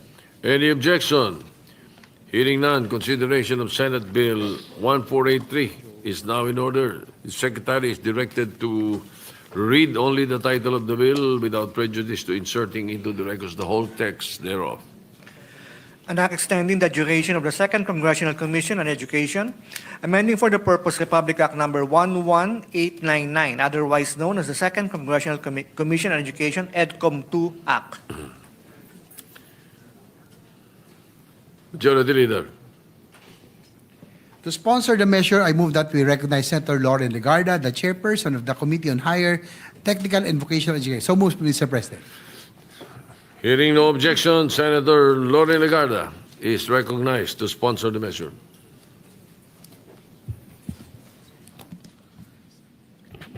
Thank you, Mr. President. Esteemed colleagues, I rise to sponsor Senate Bill number 1483 under Committee Report number 7, which seeks to extend the duration of the Second Congressional Commission on Education, or EDCOM 2, thereby amending Republic Act number 11899. EDCOM 2 was established in 2022 to undertake a comprehensive national assessment of our educational system and to recommend structural reforms that would strengthen its quality, equity, and responsiveness to national needs. There is no doubt that the Commission has carried out this mandate in a manner that honors the intent of Congress. Its principal reports, Miseducation, the Failed System of Philippine Education and Fixing the Foundations, a Matter of National Survival, offer the most rigorous, data-informed diagnosis of our education sector in recent memory. These studies describe persistent and systemic deficiencies that require sustained national attention, including critically low early childhood program participation, a classroom backlog of 165,000 units, chronic textbook shortages, widespread stunting and undernutrition among our youngest learners, and high attrition rates in higher education. Crucially, the significance of EDCOM 2 lies not only in its diagnosis, but also in how it has acted on those findings. The Commission brought together national agencies, local governments, schools, research institutions, and civil society partners to translate evidence into reform. Its work has informed legislation, guided appropriations, strengthened administrative coordination, and established pathways for institutional development. In the 19th Congress, the work of EDCOM 2 contributed directly to the passage of 10 landmark laws that expanded access, promoted equity, improved quality across our education system. While its mandate under RA 11899 concludes in December this year, EDCOM 2 has not entered a period of winding down. Instead, it continues to move with full momentum, compelled by the understanding that while much has been achieved, significant work remains to build the education system our people deserve. Currently, the Commission is developing several measures, including those identified as priority bills under the Legislative Executive Development Advisory Council, or LEDAC, for the 20th Congress. These include, first, amendments to the Masustansyang Pagkain para sa Batang Pilipino Act to expand and sustain the National Feeding Program. Second, amendments to the Government Assistance to Students and Teachers in Private Education Act to broaden voucher coverage to students from kindergarten to grade 6. Third, amendments to the Universal Access to Quality Tertiary Education Act to guarantee tertiary education subsidy eligibility to students who need it most. Fourth, amendments to the Teachers Professionalization Act to introduce practical components in licensure pathways and open multiple routes to teacher qualification. Fifth, amendments to the Local Government Code on Special Education. Fund to align the SEF utilization with current education needs and to strengthen local education governance. And 6, Classroom Building Acceleration Program Bill, just sponsored now and championed by EDCOM 2 co-chair Senator Bam Aquino to close the classroom gap and to ensure adequate learning spaces nationwide. Informed by the work of EDCOM 2, I'm also honored to advance measures that address systemic gaps across basic, higher, technical, and vocational education, including the Last Mile Schools Bill, the modernization of the decades-old charters of CHED and TESDA to ensure that our institutions are aligned with the needs of the learners today. Beyond legislation, EDCOM 2's research has translated directly into program funding. Its recommendations on early childhood development resulted in an allocation of 1 billion pesos in the 2025 General Appropriations Act for the establishment of child development centers in 328 low-income local government units and 80 million pesos in scholarship support for the professional development of child development workers. The Commission also identified long-standing misalignment in professional education and licensure policies across CHED, TESDA, and the Professional Regulation Commission. This finding led to the creation of a tripartite council last month to harmonize curricula, training regulations, and licensure standards under a coherent national framework. Further, the Commission conducted hearings on education delivery in the Bangsamoro Autonomous Region in Muslim Mindanao, which underscored the need to clarify the respective responsibilities of national agencies and the regional government in implementing essential education and nutrition programs. Policy recommendations to strengthen coordination are now being refined.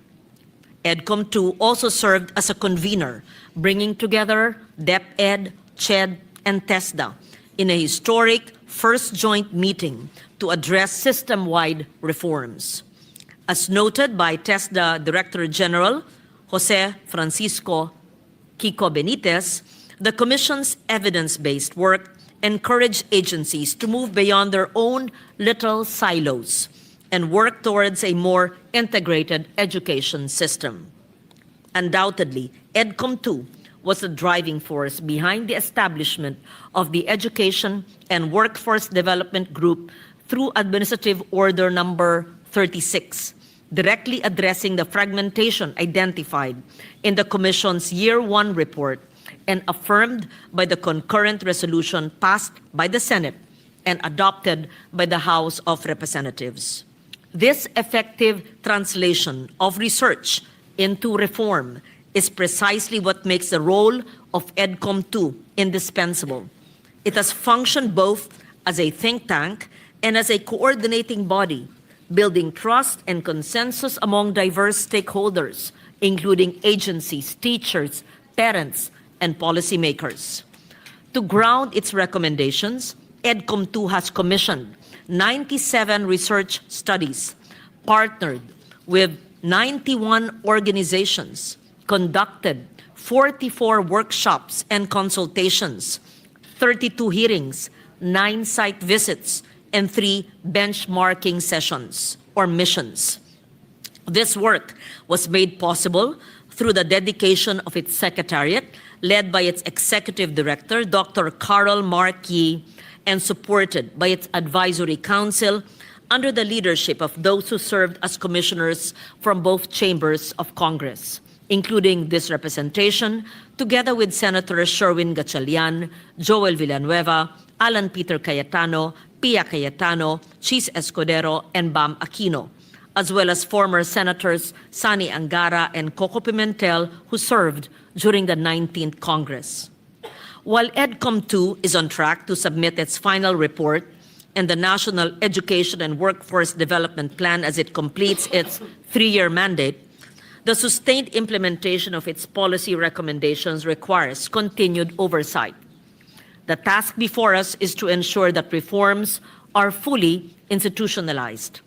This need for continuity was affirmed by our key education agencies, DepEd, CHED, and TESDA, during the hearing of the Committee on Higher, Technical, and Vocational Education on October 8, where they expressed clear support for extending the duration of EDCOM 2.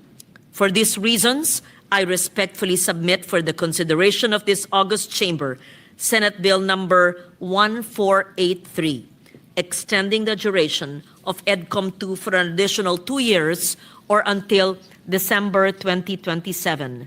This will provide the necessary time to complete the remaining legislative measures and to ensure the institutionalization of coherent and lasting reform across the system. We are at a moment when progress is within reach. The work has direction. The coordination is in place. The momentum is real. It is only right, Mr. President, that we see it through. Maraming salamat po. Majority Leader. Mr. President, next to co-sponsor the measure, Senator Francis Kiko Pangilinan. I move that he be recognized. Senator Francis Pangilinan is recognized. Thank you, Mr. President. Thank you, distinguished Majority Leader. To our distinguished colleagues, I rise today to co-sponsor Senate Bill 1483 as per the committee report of our esteemed colleague, Senator Loren Legarda. Sangayon ako sa panukala niyang palawigin at palawakin ang mandato ng ating Second Congressional Commission on Education. Napakataas ng nakataya at napakalaki ng pagkakataon. Hindi abstract na mga pulisiya ang gawain ng komisyong ito. Ito ang araw-araw na realidad ng mahigit 24 na milyong estudyante, magulang at guro. Ito ang kinabukasan at pag-asa ng mga pamilya sa buong Pilipinas. Tungkol ito sa halos 20% ng buong populasyon ng ating bansa. Buhay ng isa sa bawat 5 Pilipino ang huhubugin ng mga pasya sa edukasyon. Hayaan ninyong ibahagi ko ang kwento ni Ginang Castro mula sa Cavite. Isang dating guro na may 3 anak. Lahat ng kanyang bagets ay dumaan sa K-12 program. Bawat isa pumili ng iba't ibang senior high school strand. Pero nalaman niya kamakailan sa private school na dati niyang pinagtuturuan, pinutol na ang strand ng humanities, accountancy at STEM sa grades 11 at 12. At 2 tracks na lamang ang nanatili, academic at tech pro. Sabi niya, nawala ang lahat ng pangako ng programa. Dapat sana tapos na at nagtatrabaho na ang mga anak ko. Tulad nung ako sa edad nila. Ngunit sa halip, nasayang ang panahong hindi na may babalik. Mga pagkabigo at pagluluksa sa kanyang kwento, tuition at baon sa dagdag na taon at yung maraming taon na hindi na mababawi. Para sa mga pamilyang tulad ng kay Ginang Castro, dapat manindigan ang komisyon. Samantala, maraming public school teacher ang iisa ang kwento. Bumibili sila ng pagkain mula sa sarili nilang bulsa para sa kanilang mga estudyante na pumapasok ng gutom. Gusto nilang pumasok ding may pag-asa ang mga bata. Kaya ang expanded free meals program na panukalang batas ng inyong lingkod at na-hearing na ni Senator Bam Aquino ay ating isinusulong. Kailangan tulungan tayo ng EDCOM 2 na ibahin ang pag-asa na iyon at gawing regular at tunay na pagpapakain at pagkatuto. Hindi nagsisinungaling ang datos na idokumento ng komisyon ang malalim na mga kakulangan sa pagkatuto. Mga batang magtatapos sa grade 3 na hindi marunong magbasa ayon sa antas ng baitang. Walang mga basic na kasanayan, mga gurong napakaraming gawain at mga gumuguhong paaralan. Ganun pa man sa likod ng mga datos na ito, may mga pangarap na ipinagpaliban. Mga bata, malabo nang mabawi ang nawalang oras. mga guro na sa bingit ng pagkahapo. Pero ang tungkulin na hindi lamang ayusin ang nasira, dapat din nating likhain at buuin ang isang sistema na magbibigay ng ugat at ng pakpak. Ugat para sa katatagan, pakpak para sa pag-unlad. Roots and wings. Hayaang ituro ng bagong kurikulum ang mga bakit at paano. Hayaang matuto ang mga mag-aaral ng bayanihan, ang pamana ng ating lahi na nagsasama-sama sa krisis at pag-asa, sa hirap, sa ginhawa. Hayaang pag-aralan ng mga maritime school, hindi lamang ang foreign navigation, kundi ang mga gawain sa dagat ng ating mga ninuno na subok na ng panahon. Sa agriculture schools, bakit imported na binhi at chemical lang ang itinuturo? Pagsamahin natin ang global advances at ang likas na kaalaman ng mga magsasakang Pilipino na karaniwan ay angkop sa ating lupa, sa ating klima at sa mga hamon ng climate change. Malinaw ang ulat ng EDCOM 2. Tayo ay nasa krisis, ngunit nasa isang sangangdaan din tayo. Ipinakita sa ating ng komisyon kung saan nabigo ang polisiya. Ngunit itinuturo din ito ang daang pagsulong, pagtawag para sa mga foundational investments sa maagang literacy at nutrition.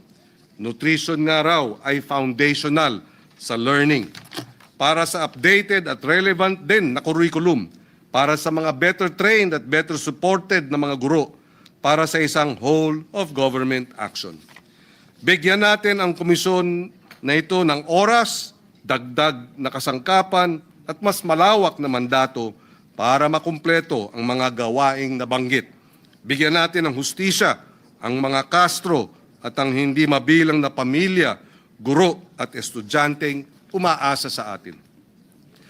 Bilang pangwakas, alam nating lahat, pag namuhunan tayo sa edukasyon, namuhunan din tayo sa kinabukasan ng bawat Pilipino, namumuhunan din tayo sa kinabukasan ng Republika ng Pilipinas.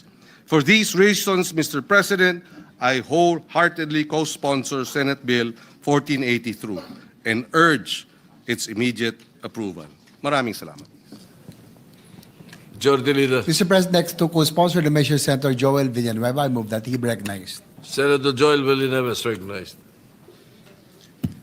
Thank you, Mr. President. Thank you, Majority Leader.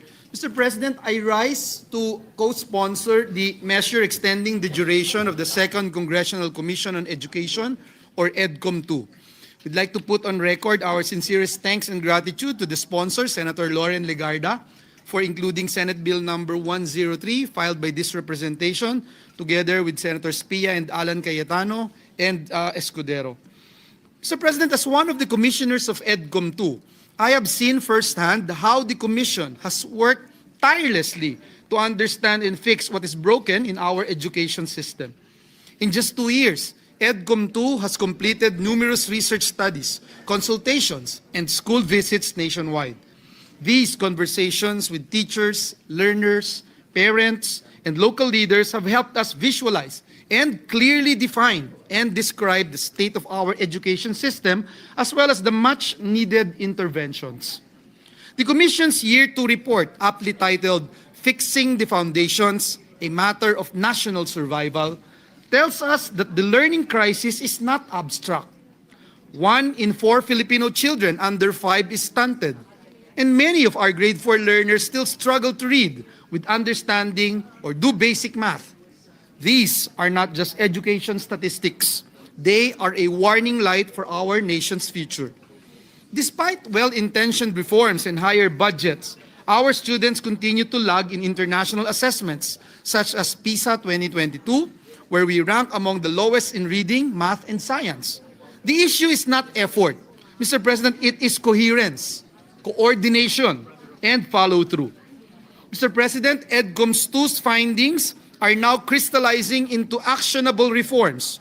Reforms on teacher quality, early childhood education, curriculum relevance, and stronger alignment between learning and work. To stop now, Mr. President, would mean losing our hard-won momentum and the depth of consensus we have built across sectors. Mr. President, extending EDCOM's 2 mandate is not about prolonging a study. It is about ensuring that these reforms reach the finish line, backed by data, consultation, and urgency. In closing, may I say, Mr. President, once again, that education remains our nation's greatest equalizer. Let us give this commission the time it needs to finish the job so that every Filipino learner from preschool to professional life can truly thrive. Maraming salamat po and may God bless us all. Thank you. Majority Leader. Yes, Mr. President, next to co-sponsor the measure is Senator Bamakino. I move that he be recognized. Senator Bamakino is recognized. Thank you, Mr. President. Mr. President, nais po nating magpahiwatig ng ating kagustuhan, mag-co-sponsor at mag-co-author sa panukalang ito. Alam ho natin na napakahalaga ng gawain ng EDCOM. Nandito po sila. We all know that their work is really important at dahil po sa kanilang trabaho, marami pong nailabas ng mga datos na kinakailangan ng mga policymakers para makagawa ng mga magaganda, mabubuti at responsive na batas para po sa ating kabataan. So we wholeheartedly support Senator Legarda, my counterpart in the Committee on Higher Education, and we hope that through this effort, the EDCOM work can continue and that they will be present to see these reforms come to pass. So maraming salamat, Mr. President, and we will move to insert a lengthier co-sponsorship speech in the records. Maraming salamat po. All right. Majority Leader. Next to co-sponsor the measure is Senator Risa Ontiveros. I move that she be recognized. Senator Risa Ontiveros is recognized. Salamat po, Mr. President. Mr. President, distinguished colleagues, magandang hapon po. Today, I rise to co-sponsor the measure extending the term and expanding the mandate of the Second Congressional Commission on Education, or EDCOM 2. As one of the authors of this proposed measure, I wish to thank our chair, Senator Lauren Legarda, for her leadership and steadfast commitment to ensuring the continuity and eventual institutionalization of the reforms initiated by EDCOM 2. EDCOM 2 is more than just a review of our education system. It is our collective national effort to ensure that Philippine education truly prepares our learners for the future. The expanded mandate of EDCOM 2 seeks to align our curricula, teaching, and assessments with global standards, improve infrastructure, resources, and teacher development, and update our national education agenda to fully integrate digital transformation, artificial intelligence with protocols and safeguards, and green innovations for a future-ready workforce. This measure is not only about global competitiveness. It is, first and foremost, about our people. Ang tunay na layunin ng reforma sa edukasyon ay ang pagpapaunlad ng ating human capital, isang haligi ng pambansang kaunlaran. When we strengthen education, we strengthen every Filipino's capacity to dream, to innovate, and to contribute to our country's progress.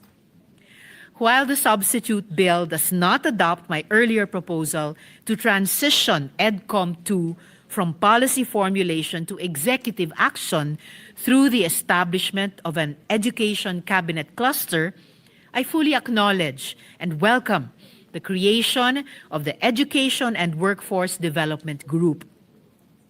Its mandate to align education and training with national goals, craft a 10-year development plan, streamline interagency efforts, and monitor reforms is a crucial step towards a coherent, responsive, and future-ready education and workforce system. Let us ensure that these reforms are not only written into law, but also felt in every classroom and community. Education remains our most powerful equalizer, ang pinakamabisang sandata laban sa kahirapan, at susi sa mas makatao at maunlad na kinabukasan. Marami pong salamat, Mr. President. Majority Leader. Yes, next to co-sponsor the measure, Senator Pia Cayetano. I move that she be recognized. Senator Pio Cayetano is recognized.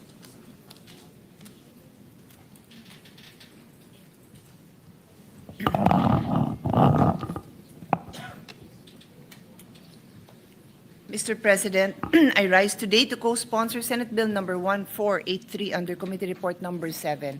This bill seeks to extend the duration of the Second Congressional Commission on Education, or EDCOM 2, for 2 more years. As a former commissioner of EDCOM 2, I have had the privilege of working closely with our education partners in assessing and understanding the true state of Philippine education. Through rigorous research and nationwide consultation, we have seen both the magnitude of our challenges and the opportunities to pursue meaningful and lasting reform. In just 3 years, EDCOM 2 has produced groundbreaking reports, its Year 1 assessment exposing deep systemic fractures, and its Year 2 report fixing the foundations, released just this year, sounding an urgent alarm on the crisis in our early learning stages. These are not mere documents. These are battle cries for a Philippines where no child is left behind, and yet the work is far from done. The complexities we've uncovered demand more time, more deliberate action to turn findings into laws, recommendations into realities.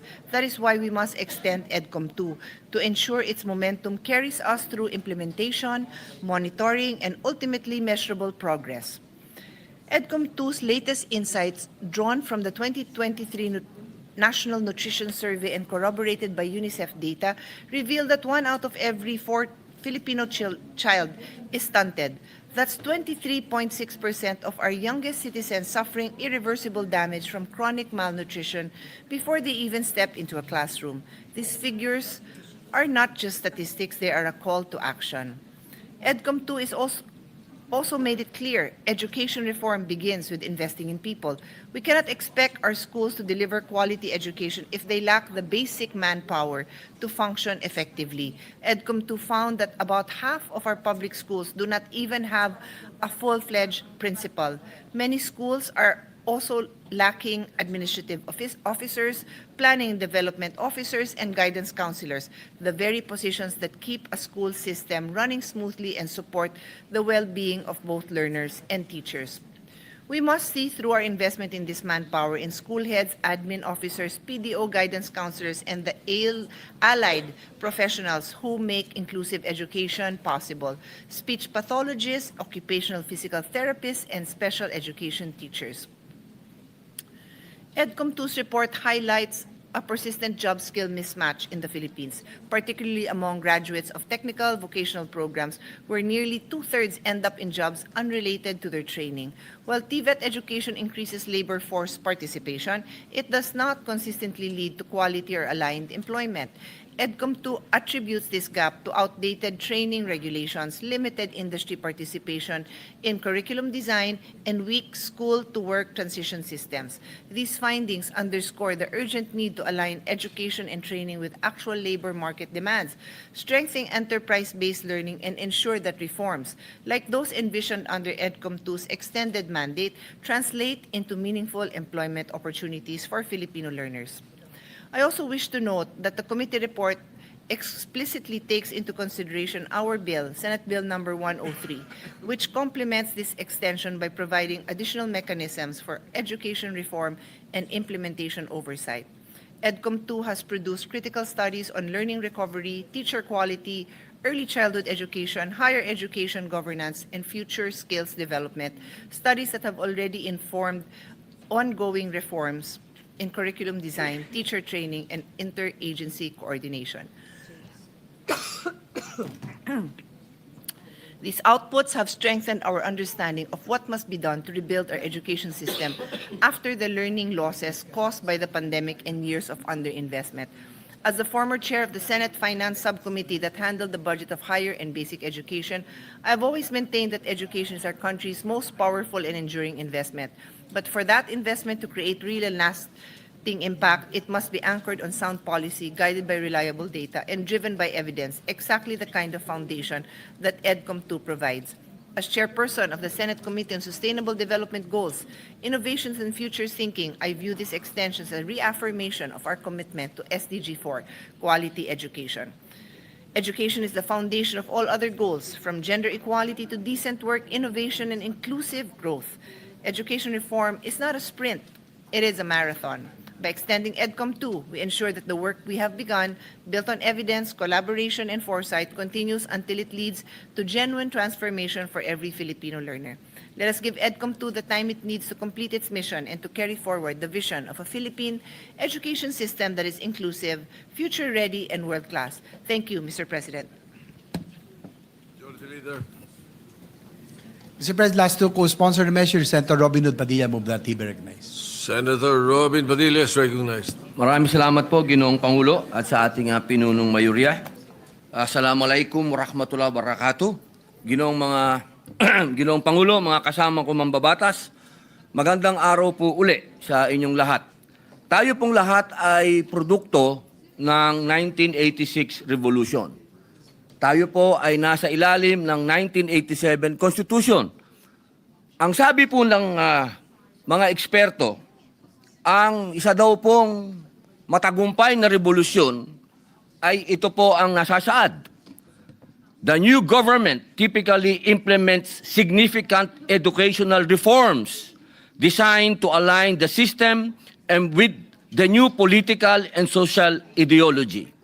The primary goals of education in this context often shift to fostering a new national identity, promoting civic responsibility, and developing a skilled workforce to support the new economy. Malungkot ko pong sasabihin, medyo na-disgrasya po tayo dyan, mga mahal kong kababayan, dahil hindi po natin na-achieve ito. Kaya ako po ay tumatayo ngayon bilang co-sponsor ng panukalang paluwigin ang Second Congressional Commission on Education o EDCOM 2. Sa ating mahal na bayan, malinaw pong nakikita natin na ang krisis sa edukasyon ay hindi lamang numero, hindi lamang datos, kundi muka at buhay ng bawat batang Pilipino na patuloy na umaasang may lugar sila sa mas magandang kinabukasan. Kaya ako po ay nakikiisa sa ating mga pangunahing may akda upang tunay pong sabihin natin na nagtagumpay ang revolusyon noong 1986 bilang miyembro ng Committee on Basic Education at Committee on Finance. Nakita ko po mismo ang sakripisyo ng ating mga guro at ang hirap ng ating mga magulang. At bilang isang ama, ramdam ko sa puso ko na hindi makatarungan ng ating kabataan ay lumaki sa sistemang hindi natutugunan ang kanilang mga pangarap. Isa pong napakasakit tingnan na ang mga anak ko'y nag-aaral sa mga pribadong eskwelahan. Ngunit bilang isang senador, ang mga batang Pilipino ay naghihirap sa mga silid-aralang siksikan sa pampubliko mga paaralan. Gurong pagod na pagod pero patuloy na naglilingkod. Kabataang nagtatangkang mangarap kahit paminsan ay tila kulang ang kanilang preparasyon para sa mga magiging hamon ng buhay. Ito pong pagsulong nito ay isang hamon po sa ating lahat na mambabatas dito sa taas na kapulungan at sa malaking kapulungan sapagkat nakakahiya po ng ating mga anak ay nag-aaral sa mga pribadong paaralan at ang iba ay nasa international schools pa. Ang papapalawig sa EDCOM 2 ay pagkilala na ang sugat ng ating sistema ng edukasyon ay malalim at kailangan ng mas masusing pag-aaral, mas mahabang konsultasyon at mas matibay na pagkilos. Kaya ako po'y nagpapasalamat sa ating mga kasama sa komite, lalo na po sa aming hinahangangang magandang Senadora Loren Legarda at kay hinahangaang Senador Bam Aquino dahil pinakita ninyo na ang edukasyon ay laban ng buong Senado at bilang kasama po ninyo, buong puso po akong sumusuporta sa panukalang ito. Sana po atin pong isulong kung ano daw po ang nasa successful revolution, curriculum overhaul, expansion of access, language of instruction, teacher training recruitment, decentralization, control, base sa cultural at language, vocational and technical skills, at new infrastructure. Maraming salamat po, Ginoong Pangulo. Majority Leader. Mr. President, Senator Christopher Lawrence Bongo would like to be made co-sponsor and request that his co-sponsors his speech on Senate Bill number 1480 be inserted to the records. We will so insert into the records. Mr. President, I move that we suspend consideration of Senate Bill number 1483. Any objection?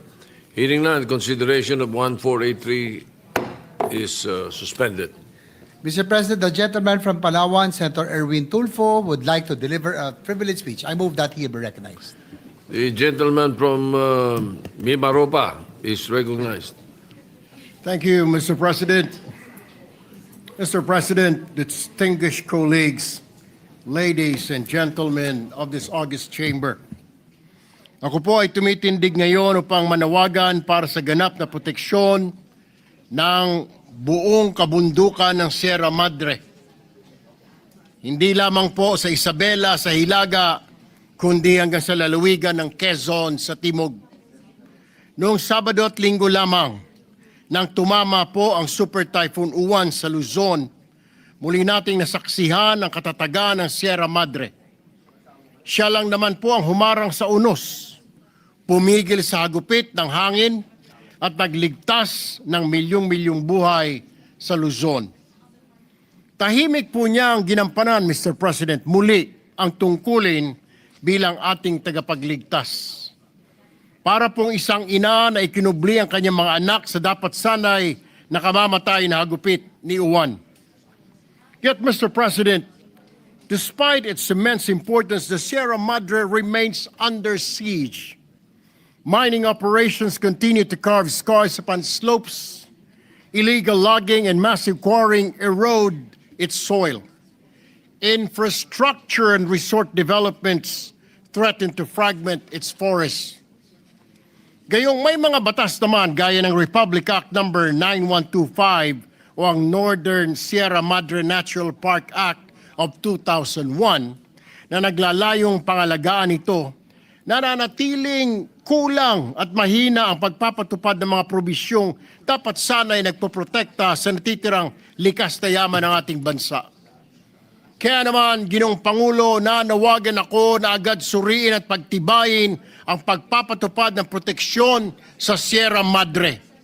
Nararapat ang mas maigting na pagbabawal sa anumang mapaminsalang pagmimina, pagtutroso dito at pagtatayo ng lahat ng uri ng resort, bakasyunan man o permanenteng tirahan, kasabay na rin ang pagbibigay ng kabuhayang pangkalikasan sa mga katutubo at lokal na komunidad na tunay na tagapangalaga ng kalikasan. Mga kasama, kung ang Sierra Madre handang isakripisyo ang sarili upang tayo ay mailigtas, hindi ba't napapanahon na tayo naman ang magligtas sa kanya? Mr. President, colleagues, how many more super typhoons must batter Luzon before we act? How many more floodings and landslides must claim lives before we finally give the Sierra Madre the protection she deserves? The Sierra Madre has saved Luzon countless times, from Typhoon Yolanda, Rolly, Paeng, and now Uwan. But who will save the Sierra Madre, Mr. President? It cannot speak for itself. It cannot march to this hall. It cannot plead for mercy against bulldozers and chainsaws. It relies on us, the people's representatives, to give it voice and legal protection. Ginoong Pangulo, mga kasama, ang Sierra Madre po ay buhay. Siya ang ating sandigan. Ngayon na ang panahon para ipakita na kaya rin nating ipagtanggol ang nagtatanggol sa atin. Kaya po, sasabihin ko, maraming salamat, Sierra Madre. Thank you, Mr. President. Thank you, my fellow legislators. Thank you. Thank you very much.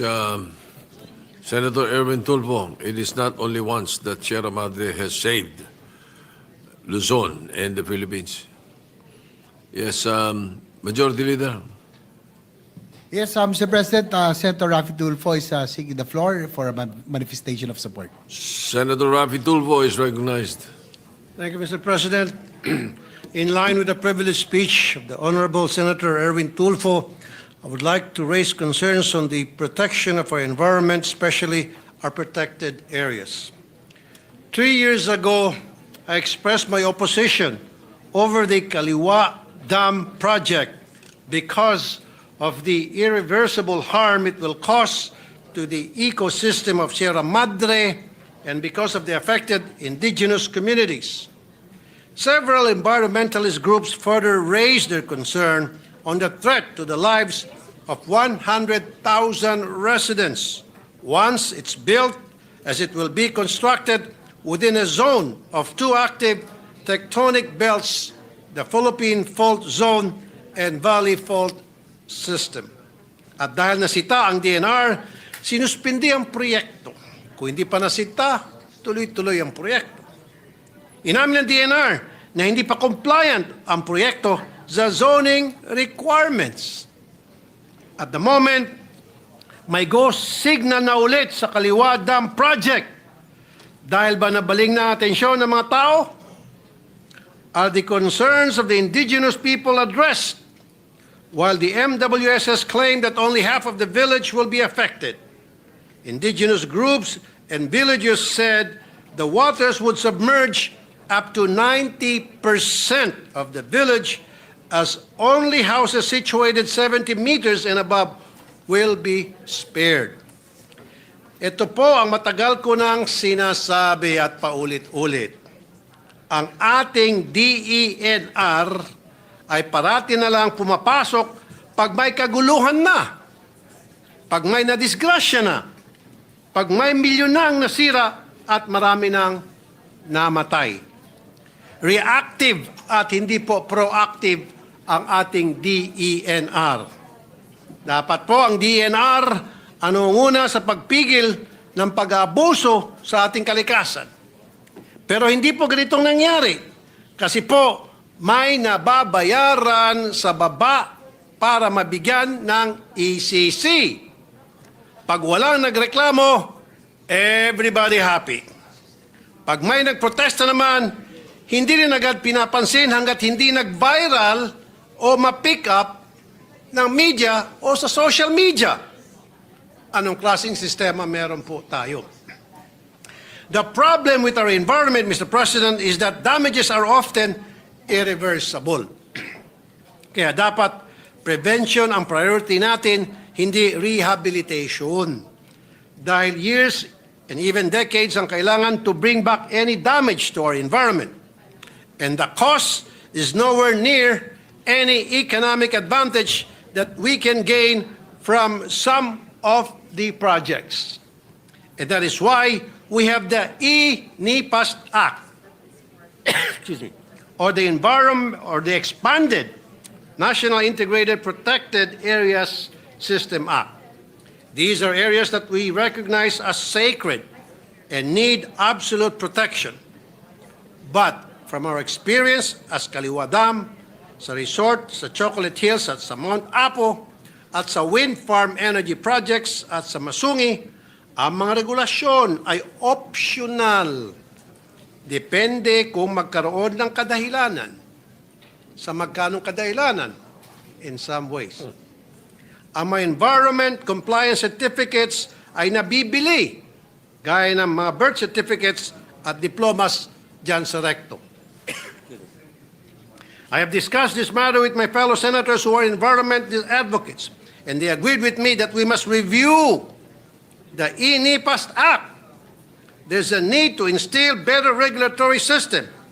Community participation in the regulation must be strengthened. But just like infra project, it is the communities that point out irregularities. It is the community that has genuine concern for the environment.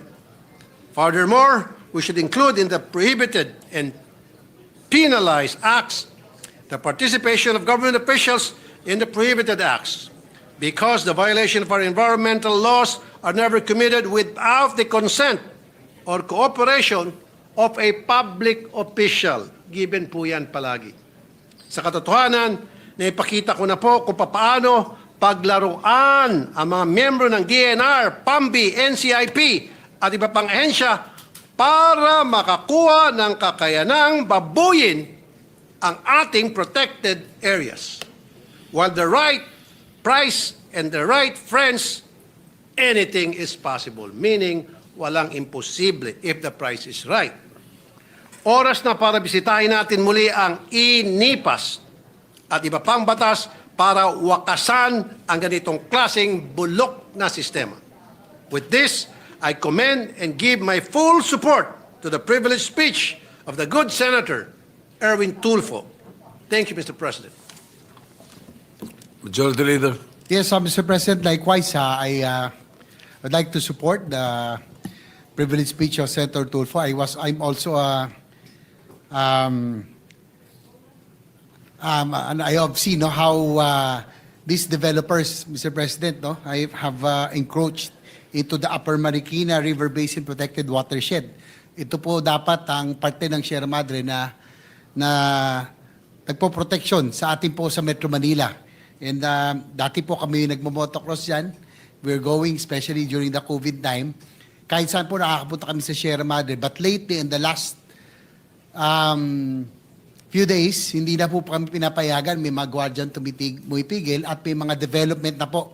Rest houses, subdivisions, and that is very alarming, Mr. President, because Sierra Madre, indeed, is our protector. And I have raised this issue several times during the budget hearings of DNR. And I hope that we will, given these two big storms, that we have seen how Sierra Madre protected Metro Manila and other provinces, I just hope that we will continue to pay attention and be focused on this, Mr. President. I'm a witness on what Senator Raffy Tulfo and Senator Erwin Tulfo have brought up, that there are indeed developments that are ongoing in what is supposedly a protected watershed. That is the Sierra Madre. Yes, Senator, before we proceed, Mr. President, Senator Risa Ontiveros is seeking the floor. I move that she be recognized. Senator Risa Ontiveros, recognized. Salamat po, Mr. President. Gusto ko lang pong i-manifest yung pagsuporta ko sa diwa ng privilege speech ni Senator Erwin Tulfo. Na-appreciate ko po talaga napapanahon dahil sa muli nga pong pagdanas natin, hindi lang po dun sa sinasabing storm breaking capacities ng Sierra Madre, kung hindi yung hindi matatawarang halaga ng pag-reforest sa kanya dahil sa again, hindi matatawarang economic, social, and environmental services na ibinibigay ng pinakamahalagang mountain range sa buong Luzon dito sa ating mga komunidad.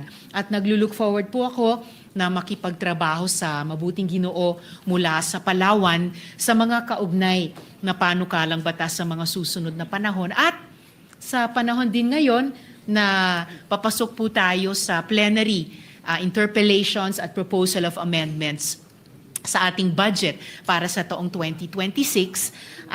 Nais ko lang ipaalam sa good gentleman from Palawan na kasalukuyan po kaming nagda-draft, inaayos yung wording at possible sources of funding para sa isang general provision kaugnay ng Sierra Madre Resilience. So muli po, Mr. President, salamat po kay Senator Erwin Tulfo. Salamat po, Mr. President. Mr. President, our minority leader, Senator Alan Peter Cayetano, is seeking the floor. The Minority Leader, Senator Alan Cayetano, is recognized. Good afternoon, Mr. Senate President, our dear colleagues, and unang-una siguro, just as a manifestation and a thanksgiving sa ating Panginoon na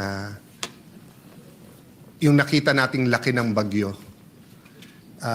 Marami pa rin na pinsala, grabe pa rin ang tama sa ilan mga lugar, but if all of us who saw the pictures and comparing it with Yolanda, comparing it with the past storms, and then of course, yung bagyo din na pinagdadaanan natin sa corruption, I just wanted to express, thanksgiving sa Panginoon at sa lahat ng Pilipino na nagkaisa tayo during this time. Having said that, it does tell me one thing. If you see our discussions today, EDCOM, at lahat ng problema na lumabas sa EDCOM, and I'd like to thank Senator Win and Senator now Secretary Angara, lahat ng nasa EDCOM.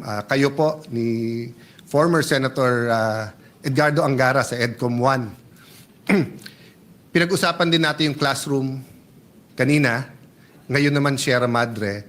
The simple manifestation that I want to do, Mr. President, is that when we start the budget on Thursday, we should start looking at this as an opportunity to do something very decisive and to do it differently.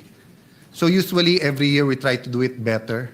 Each Congress, 17, 18, 19, 5, 6, 7, we try to improve, innovate. But etong disruption, etong gulo, etong nagdidebate po tayo, no? Senator Marcoleta, Senator Lacson have different points of view on many things, but I think in the end we all want one thing, di ba?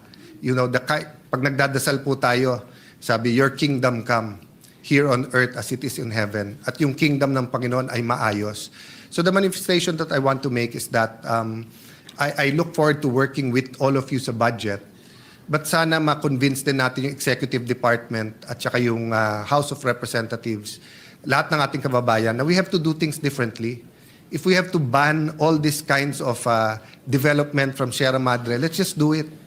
Diba? If we have to decide, will we take out, suspend muna 2 years from K to 12 habang binibuild yung classroom, or do we move 100 billion to classrooms? Hindi lang classroom yung problema, new schools, yung lupa, EDCOM, problem after problem, nire-report every month, but mabagal tayo magsolusyon.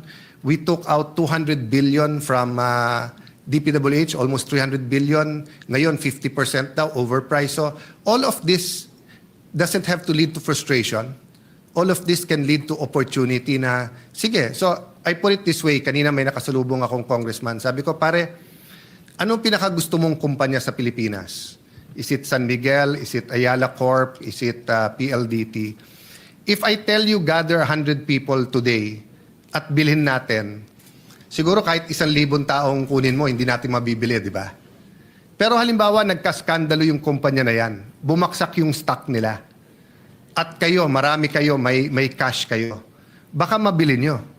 Pag binili nyo, hindi nyo lang itutuloy. Nagkaskandalo nga, nagkaproblema. Pero magandang kumpanya. Anong gagawin nyo? May babaguhin kayo na napakaganda para muling bumangon at lumaki yung kumpanya na yon. So I just like to speak a little bit of encouragement. I know we'll be having deep debates in the next few days, Mr. President, and I look forward to doing it in a very professional manner. But I'd like to encourage all of us that there's an opportunity to do something very different. You know, to really solve, to disrupt, but to be able to quantum leap. So, kumbaga game changer ang kailangan approach natin sa mga panahon na to. Thank you, Mr. President, and thank you, Majority Leader. Majority Leader.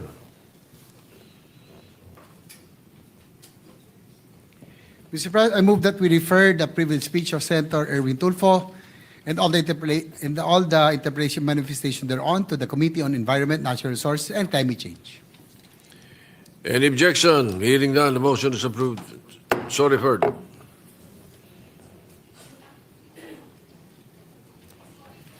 Mr. President, the gentleman from Camarines Norte and Nueva Ecija, Senator Robin Hood Padilla, would like to deliver a privilege speech. I move that he be recognized.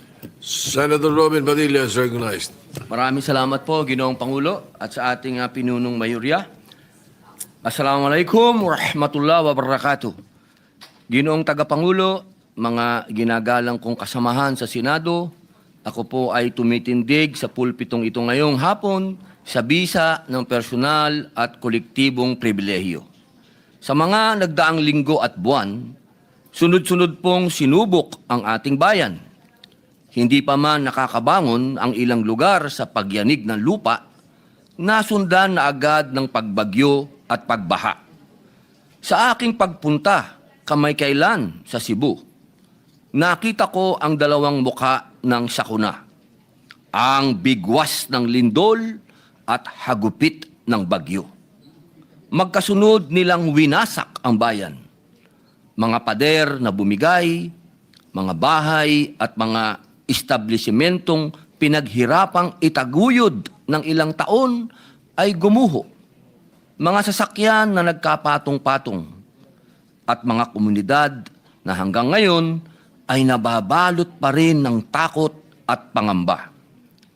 Sa mga ganitong panahon, lagi na lang nating naririnig na pinupuri ang pagiging resilient o matatag ng mga Pilipino. Halos nakatahina ang katangingang ito sa ating pagkatao. Pilipinong matatag, matibay ang loob, matiisin sa gitna ng sakuna. Palibasa ba ang mga Pilipino ay matatag? Dapat bang palagi na lamang siyang makaranas ng paghihirap at pagdurusa? O likas bang delikado talaga ang Pilipinas pagdating sa mga sakuna? O naging ganito na lang kadelikado dahil sa kapabayaan at pagsasamantala? Mahigit po 4 na milyong Pilipino sa 8 rehiyon ang sinalanta ng Bagyong Tino.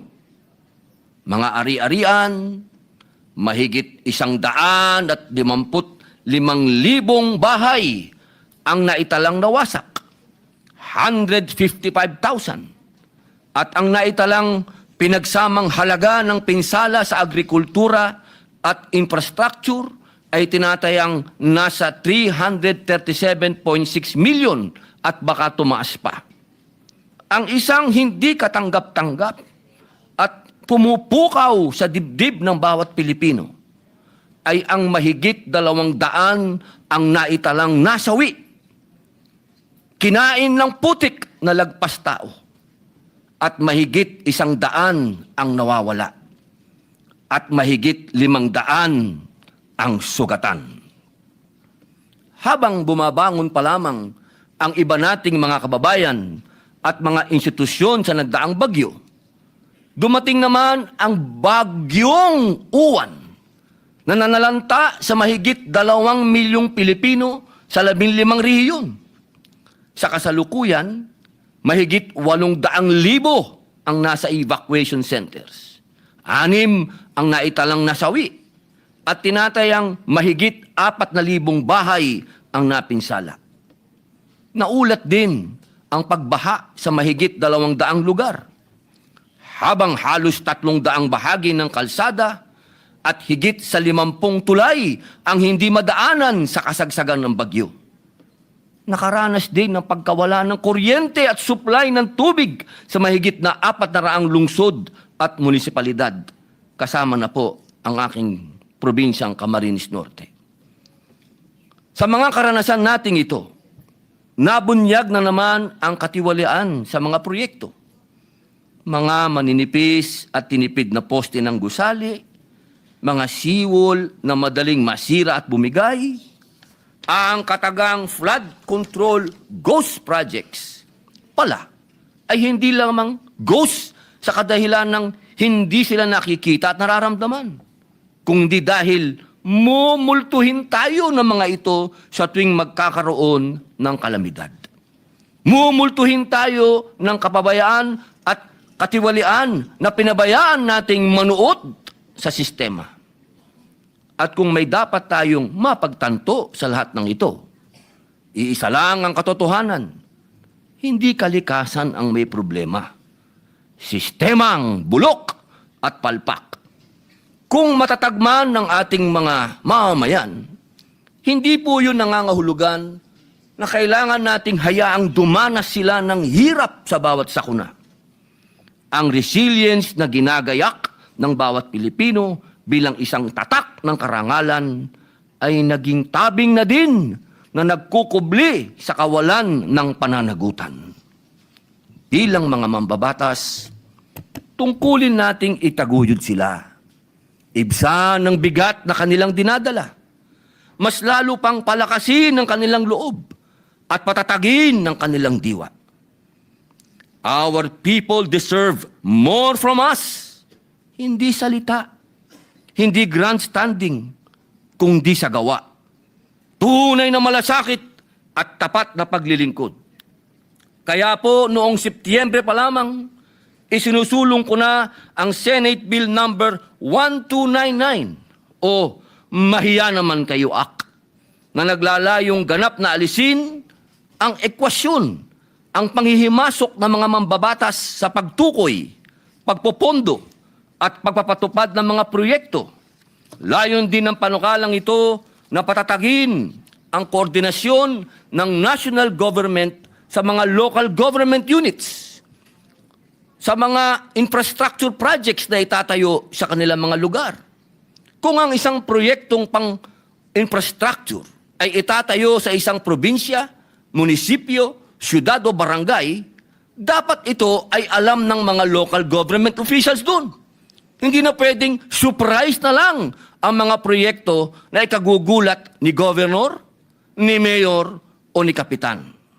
Naalala ko pa noong 2024, matapos ang pananalasa ng Bagyong Christine, personal ko pong tinutukan ang pagbaha sa Camarines Sur dahil ako po'y Bicolano. Nakita ko kung paanong ang ilang proyekto ng flood control, imbis na makatulong, ay naging sagabal pa sa natural na daloy ng mga ilog. Isa itong malinaw na halimbawa kung paanong ang hindi konsultadong proyekto ay nagiging sanhi na mas matinding sakuna. Maaalala din na sa kasagsagan ng mga bagyo noong Hulyo nitong taon, nanawagan po si Manila Mayor Isko Moreno na ibigay sa mga LGU ang pamamahala sa mga pasilidad kontra baha. Dapat sa kanila magsimula ang proyekto. Dapat sa kanila manggaling ang plano. Dapat sila ang nagpapasya kung paano magpoprotektahan ang kanilang mga mamamayan. Ang trabaho ng legislatura ay magbigay ng otorisasyon sa pamamagitan ng batas, hindi ng padrino. Magbigay ng gabay, magbigay ng solusyon, hindi ng problema. Kung pumalpak ang proyekto, kung may pagkukulang, dapat malinaw kung sino ang mananagot, hindi na kung ano-ano pang investigasyon. Ngunit, kahit ayusin natin ang sistema, paano po tayo makakaiwas sa sakuna kung hindi natin alam ang panganib? Kaya, isinusulog ko rin po ang Senate Bill number 1481, ang National Hazard Mapping Act. Kailangan natin ng malinaw, kumpleto at updated na pambansang mapa ng panganib. Isang mapang magsasabi kung saang delikado tumira, kung saan hindi dapat magtayo, at kung saan dapat ililikas ang mga pamilya bago dumating ang bagyo, lindol o pagguho. Ang mapang ito ay buuin sa pamamagitan po ng koordinasyon ng DNR, NAMRIA, DOST, Climate Change Commission, NDRRMC at DILG, at i-update tuwing 5 taon. Ang mapang ito ang magiging gabay ng LGU sa zoning, urban planning, relocation at emergency response. Hindi pwedeng hula-hula ang buhay ng Pilipino. Hindi pwedeng tsambahan ang kaligtasan ng komunidad. Ang respeto sa siyensya ay respeto sa buhay. Sa diwa ng katarungang panlipunan at malasakit, ang inyong lingkod ay maghahain din po ng isang resolusyon na nanawagan sa lahat ng government financial institution at iba pang ahensya na magpatupad ng pansamantalang moratorium sa pagbabayad ng utang sa mga lugar na idiniklarang nasa ilalim ng state of calamity.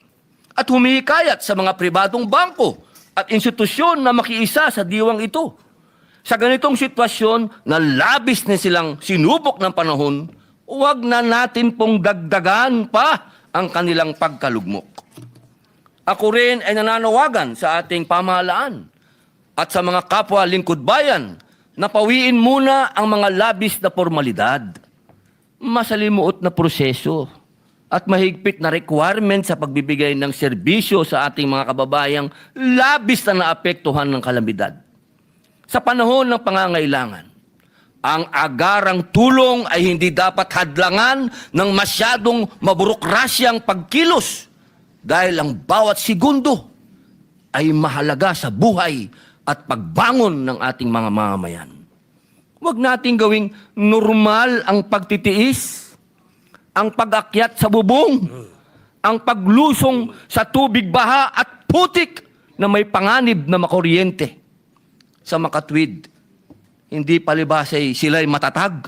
Maaari na nating hayaang maging normal na bahagi ng buhay ng Pilipino ang pagdurusa. Ang resilience ay dapat sandata. hindi kapalit ng responsabling pamamahala. Ang katatagan ay dapat pinupunan ng tulong, hindi inaabuso ng kapabayaan. Ang pagtitiis ay hindi parusa. Kaya muli, ako po'y nananawagan. Mahiya naman tayo kung inuuna natin ang politika kaysa buhay. Mahiya tayo kung kaya nating manahimik habang may nagdurusa. Ngunit kung kikilos tayo ngayon, kung iwawasto natin ang sistema, kung uunahin natin ang pagmamalasakit kaysa pamumulitika, maibabalik natin ang dangal sa serbisyo publiko. May pag-asa pa ang Pilipinas. Ngayon ang panahon para makita ang peligro bago dumating ang trahedya. Ngayon ang panahon para hindi lang tayo maging matatag, kung hindi maging ligtas.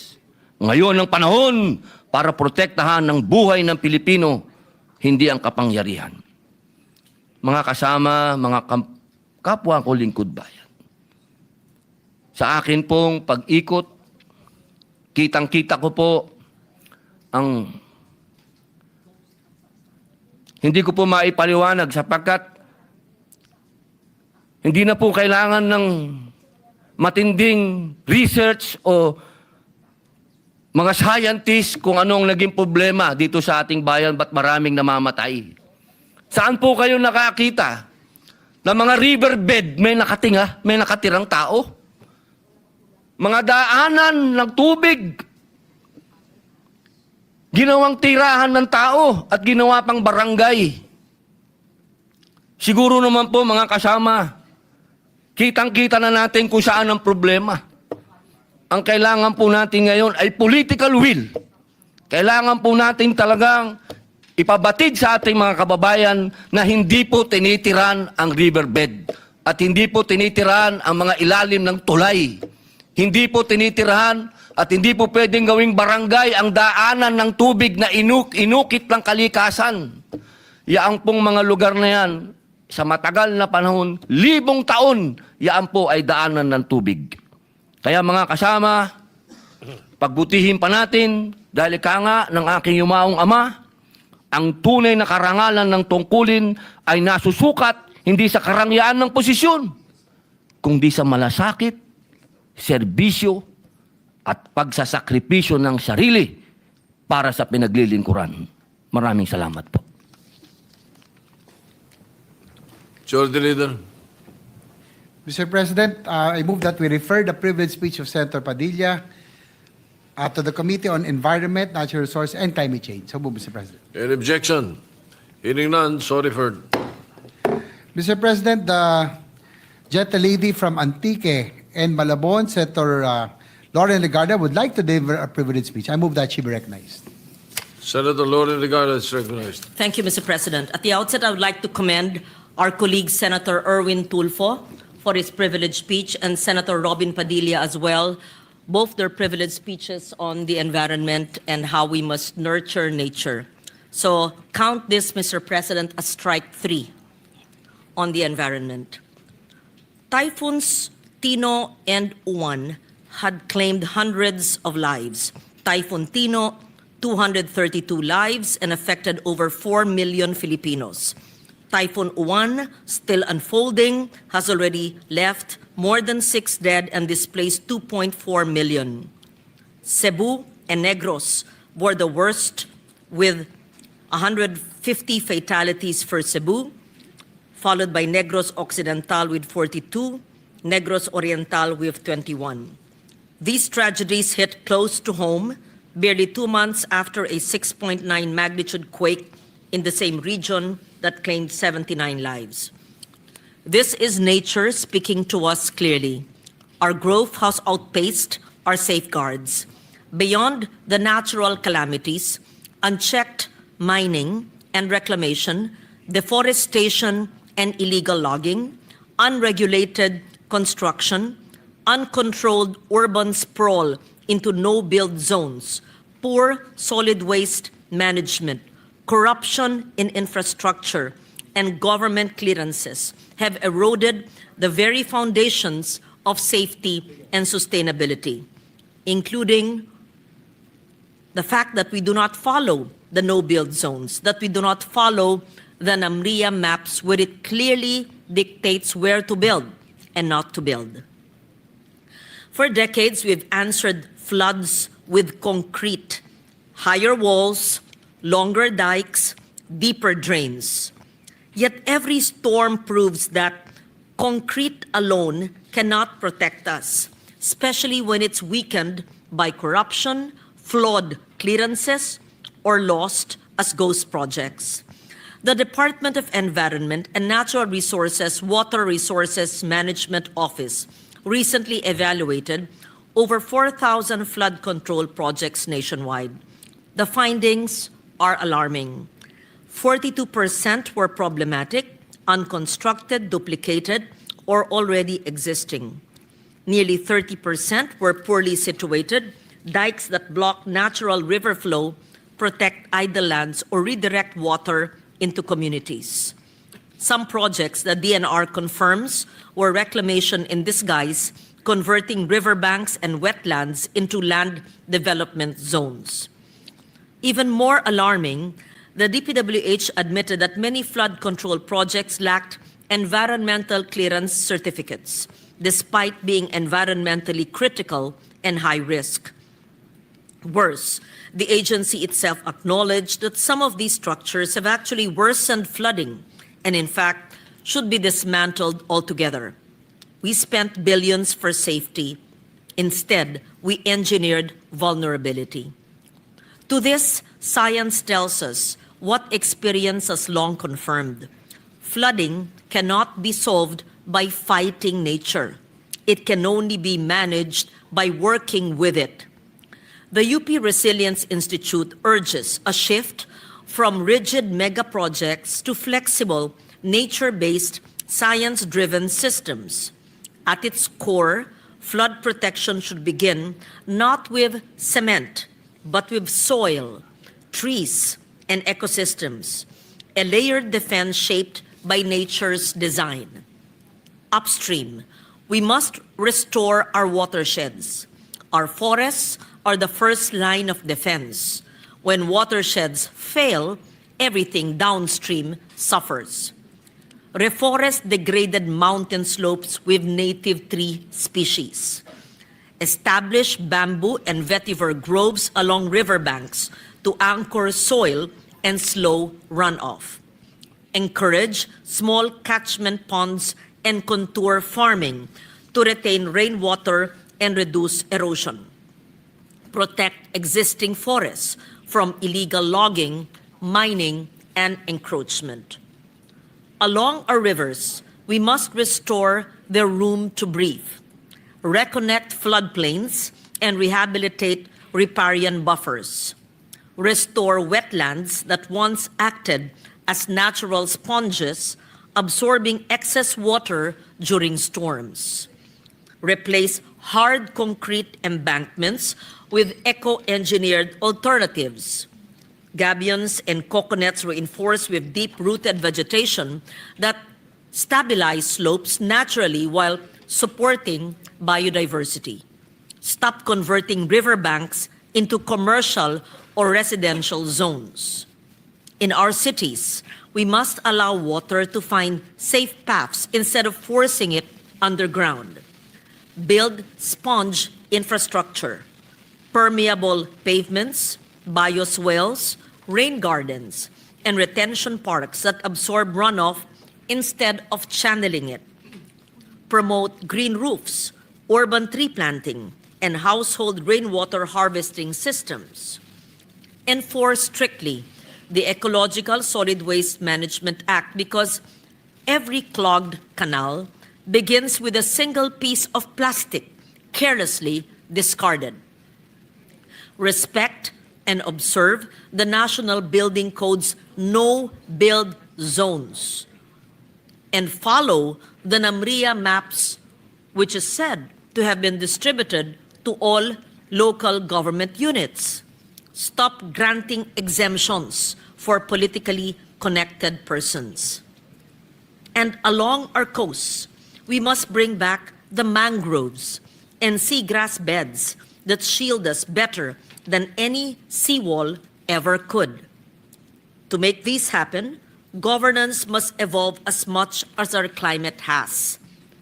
Agencies must act as one under a unified, integrated flood management and river basin framework, with support from local governments, academic institutions, and local communities. The DPWH must align all flood projects with DNR WRMO's satellite validation database before approving or funding any new structure. Equally vital is the use of multi-hazard maps, integrating flood, landslide, earthquake, and storm surge risks to guide all planning and infrastructure decisions. These maps are not for mere academic exercise. Without them, we build where water should flow and settle where danger waits. They must be regularly updated with satellite data used by all agencies and LGUs and made public to ensure accountability and preparedness. All future projects must be science-based, risk-informed, and climate-aligned, not politically convenient or politically determined. It must follow the stream of water based on master plans, river basins, not determined by politically determined districts. We must also enforce what already exists: the Clean Water Act, the Ecological Solid Waste Management Act, the National Building Code's no-build zones, and the NAMRIA maps. When told to evacuate, let's not wait. Never risk lives or our rescuers' lives. Penalties must be maximized for those who steal amid calamity, before or after. Floods are not acts of God when negligence is written into the blueprints. But governance is not only about agencies that comprise government. It is instead our people. We must remind our citizens that resilience begins at home. Do not throw waste into canals, rivers, or streets, or waterways. Hindi po basura ang ating kapaligiran. Do not obstruct waterways or build structures in riverbeds, drainages, or canals. Hindi po dapat linalagyan ng anumang struktura ang daluyan ng tubig. Support barangay-level waste segregation programs. The barangay is the front line of environmental protection. Gradually reduce reliance on single-use plastics. In fact, I refiled the measure to ban single-use plastics, and some local government units have already passed local ordinances. Participate in community-based tree planting, note native trees, river cleanups, and disaster preparedness drills.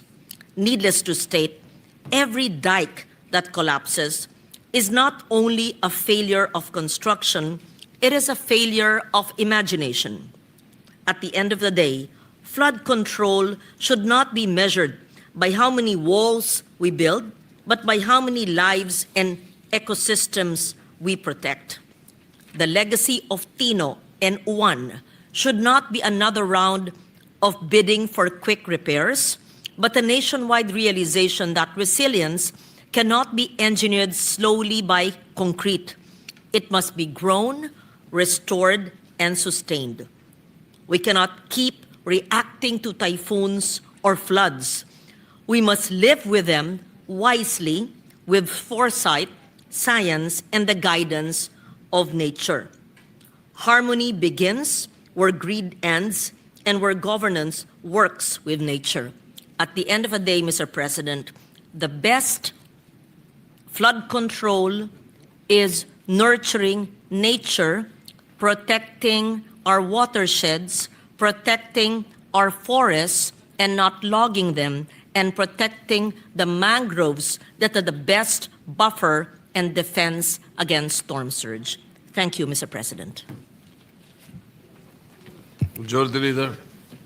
Mr. President, I move that we refer the privilege speech of Senator Legarda to the Committee on Environment, Natural Resources, and Climate Change. Any objection? Hearing none, so referred. Mr. President, I move that we proceed with second additional reference of business. Paano si ano? Hindi, paano si Biggs? Ha? Pagod siya? Meron pa. Alright. Okay, the Secretary will proceed with the second additional reference of business. Second additional reference of business, committee reports. Committee report number 8, submitted by the Committee on Social Justice, Welfare and Rural Development, on Senate number 155 by Senator Tulfo E. An act simplifying the documentary requirements for accessing government financial assistance and for other purposes, recommending its approval with amendments, sponsored Senator Tulfo E. To the calendar for ordinary business. Committee report number 9, submitted by the Committee on Social Justice, Welfare and Rural Development, Senate number 254 by Senator Tulfo E. An act penalizing selective, discretionary, and discriminatory acts in the delivery of social protection programs, recommending its approval with amendments, sponsored Senator Tulfo E. To the calendar for ordinary business. Majority Leader.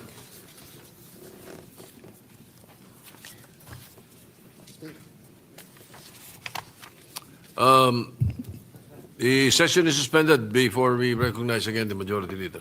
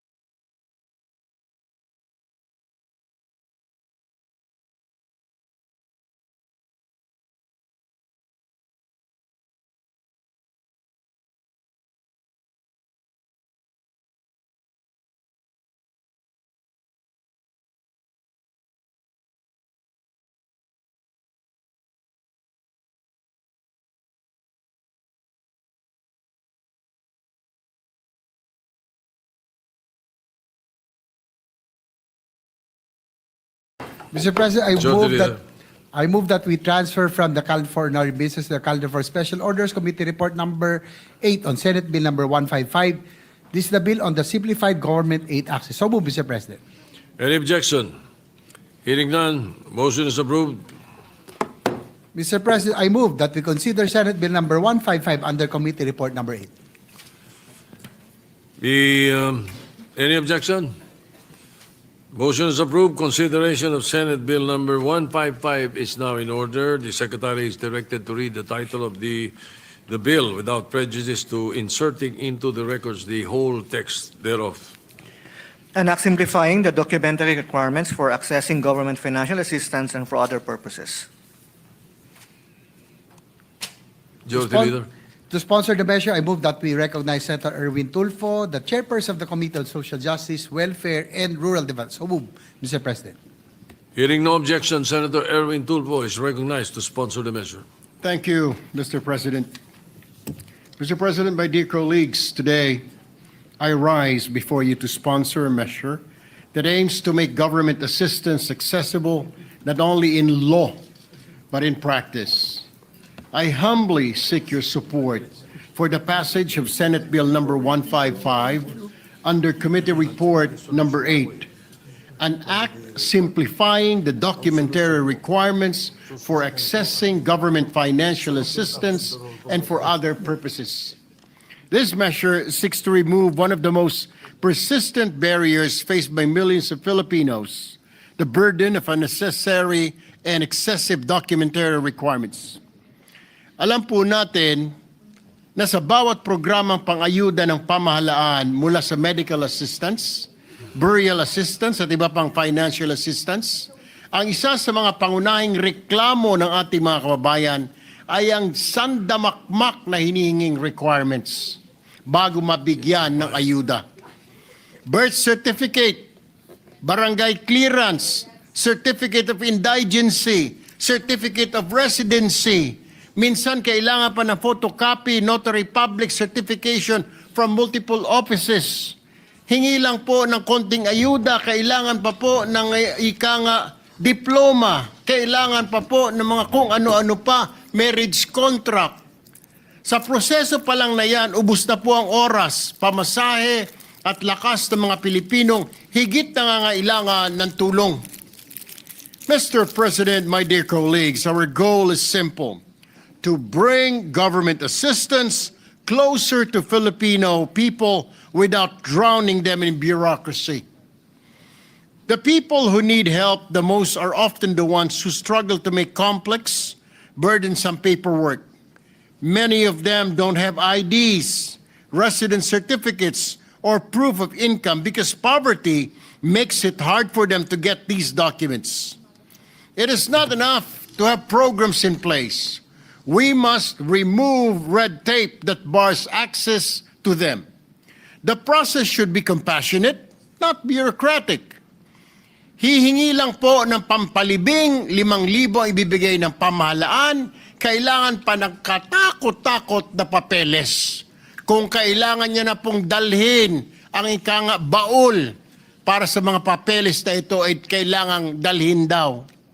Napakahaba po, Ginoong Pangulo, at ang masaklap pa, papabalik-balikin pa ang pobre na pamasahe lang ay problema na nga. Kailangan ng lumabas ng pasyente sa araw na yon, bababalik pa sa Biyernes o next week. Marami sa kanila ay nakatira sa malalayong barangay, walang access sa internet o printer. At kailangan pang mag-antay ng ilang araw sa mga opisina ng gobyerno. Under this bill, Mr. President, all national and local government agencies and instrumentalities, including but not limited to DSWD, DOH, PhilHealth, and PCSO, will be mandated to standardize documentary requirements to only those strictly necessary to establish eligibility. Beneficiaries in need shall only be required to submit 1. Valid ID, 2. Billing statements, and 3. Referral or endorsement letter issued by the city or municipal social welfare and development office or duly authorized local social worker or original or certified true copy of medical certificate, medical abstract of death certificate, whichever is applicable, and process request for assistance maximum of 3 working days upon submission of complete documents. In short, this bill promotes efficiency, transparency, and compassionate governance. Simplification does not mean we remove accountability. It means we trust our citizens and we trust our systems to be efficient, secure, and people-centered. Mr. President, my dear colleagues, this measure is a step toward more responsive and caring bureaucracy, a legislative measure that truly understands the daily realities of ordinary Filipinos. Sa bawat forms at documentary requirements na ating tinanggal ay may isang pamilyang makakatanggap ng tulong ng mas mabilis, Ginoong Pangulo. At sa bawat araw na natitipid sa proseso, may buhay na maaring naliligtas o mapabuti. I humbly urge you, my dear colleagues, to support the immediate passage of this measure. In doing so, let us make public service truly in service of the public. Maraming salamat po, Mr. President. Thank you, my dear colleagues. Thank you, Senator Tulfo. The Majority Leader. Mr. President, I move that we suspend consideration of Senate Bill number 155. Any objection? Hearing none, the suspend consideration of the measure. Mr. President, Senator Estrada would like to be made co-sponsor and request that his co-sponsors his speech on Senate Bill number 155 be inserted to the record. The so inserted. Senator Robin Padilla, you were seeking the floor.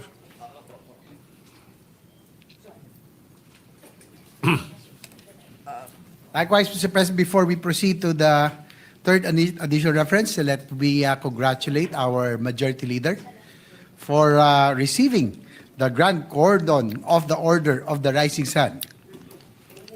Congratulations. Arigato. Oh, Deno. Congratulations. Senator Padilla, you were seeking the floor. Ano po yun?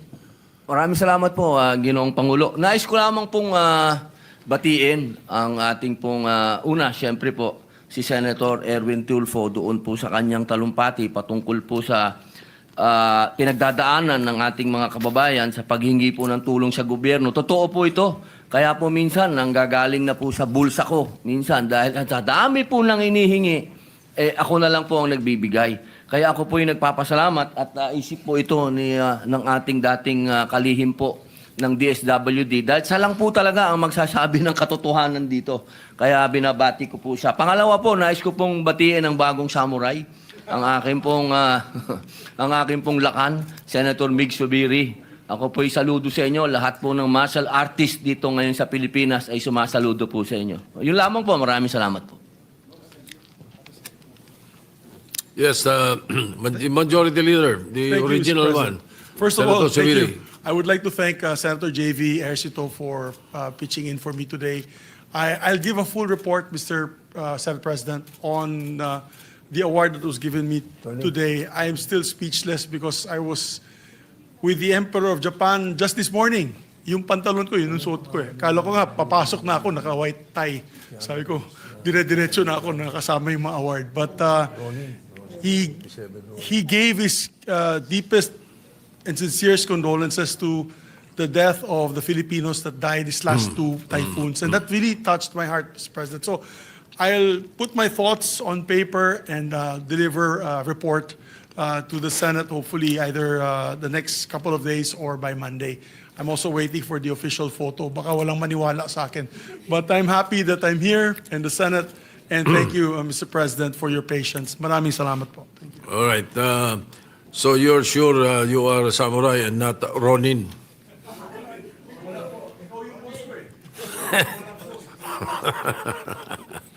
Again, omedeto. Congratulations to our Majority Leader. Mr. President, I move that we proceed to the third additional reference of business. Secretary will proceed the third additional reference of business. Third additional reference of business resolutions. Proposed resolution number 147, congratulating and commending the Philippine contingent to the 2025 International Practical Shooting Confederation Handgun World Shoot 20 for emerging victorious in said competition held from September 11 to 28, 2025 at the Frontier Shooting Range in Matlosona, South Africa. Senator Zubiri. To the Committee on Rules. Resolution 148, commending and congratulating Lovely May Orbeta for winning the historic gold medal, and Alexis Toilo, Noel Malikdem, Janice Hinojales, Giselle Bulahao, Eileen Oclarit, and Orbeta for claiming 2 bronze medals in the World Darts Federation World Cup held in Gyeonggi-do, South Korea from 22 to 27 September 2025. Senator Estrada. Referred to the Committee on Rules. Resolution 149, directing the Senate Committee on Labor and Employment to conduct an inquiry in aid of legislation to establish mechanisms for business adaptation and the protection of employee rights in the business process, outsourcing sector during calamities and emergencies. Senator Tulfo R. Referred to the Committee on Labor. Resolution 150, directing the appropriate Senate Committee to conduct an inquiry in aid of legislation on the proliferation of text scams sent through legitimate numbers of telecommunication companies, banks, and other service providers with the end in view of reviewing the implementation of RA 11934 or the SIM Registration Act. Senator Ejercito. To the Committees on Public Services and Banks. Resolution 151, commending the Yamaha Philippine Racing Team riders for their outstanding performance and exemplary representation of the Philippines in the recently concluded 2025 Asia Road Racing Championship. Senator Ejercito.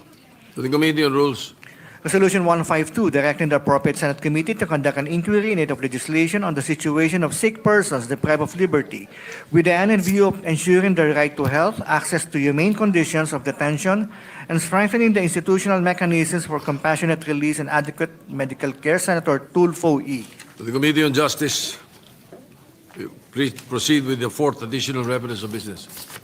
Fourth additional reference of business, bills on first reading, Senate number 1448. An act renewing for another 25 years the franchise granted to End-Time Mission Broadcasting Service under RA 9342.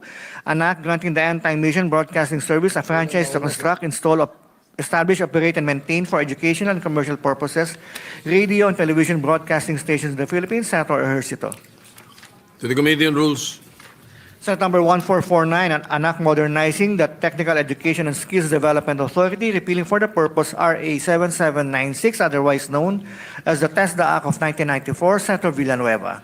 To the Committees on Higher Education, Civil Service, and Finance. Senate number 1450, an act abolishing the imposition of value-added tax, amending for the purpose the National Internal Revenue Code of 1997 as amended. Senator Padilla. Referred to the Committee on Ways and Means. Senate number 1451, an act providing for the revised charter of the Overseas Filipino Bank, providing funds therefore and for other purposes. Senator Padilla.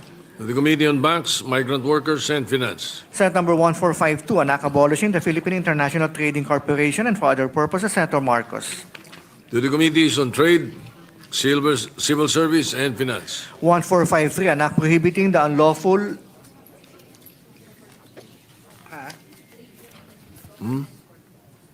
trade. Civil Service, Trade, Civil Service. Ay, bakit ganon? Ano tama yun? Yun tama, sir. Government corporation. Pareho kami na Okay. Government, mali ito. It should be referred to the Committee on Government Corporations, Civil Service. Civil Service, and Finance.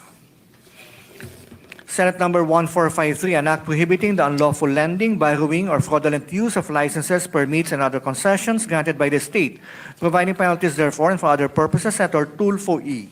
Referred to the Committee on Justice. 1454, an act promoting the adoption of digital payments for financial transactions of the government and all merchants and for other purposes. Senator Tulfo E. To the Committees on Banks and Finance. 1455, an act abolishing the Department of Budget and Management, Procurement Service, DBMPS, and for other purposes. Senator Marcos. To the Committees on Finance, Civil Service. Senate number 1456, an act imposing excise tax on single-use plastic bags, amending for the purpose Section 288 and adding a new Section 150C in the National Internal Revenue Code of 1997 as amended and for other purposes. Senator Tulfo E. Referred to the Committee on Ways and Means. Senate Number 1457, an act strengthening the coconut farmers' participation in the utilization of the Coconut Farmers and Industry Trust Fund, amending for the purpose certain provisions of RA 11524, otherwise known as the Coconut Farmers and Industry Trust Fund Act, and for other purposes, Senator Tulfo E. Referred to the Committees on Agriculture and Finance. Senate Number 1458, an act ordaining a national policy of free housing through use of rock and appropriating funds therefore, Senator Villar C. To the Committees on Urban Planning, Local Government, and Finance. Senate Number 1459, an act strengthening the role of local and regional development councils in the national budget process by requiring the prior endorsement as a requisite or condition sine qua non for the inclusion of any infrastructure project in the National Expenditure Program in the General Appropriations Act and the release of its corresponding allotment, Senator Escudero. To the Committees on Finance and Local Government. Senate Number 1460, an act institutionalizing the medical assistance to indigent and financially incapacitated patients, MAFI program, appropriating funds therefore, and for other purposes, Senator Marcos. To the Committees on Health, Social Justice, and Finance. Senate Number 1461, an act institutionalizing budget transparency and accountability safeguards in the inclusion and implementation of any and all infrastructure projects in the National Expenditure Program and the General Appropriations Act, Senator Escudero. To the Committee on Finance.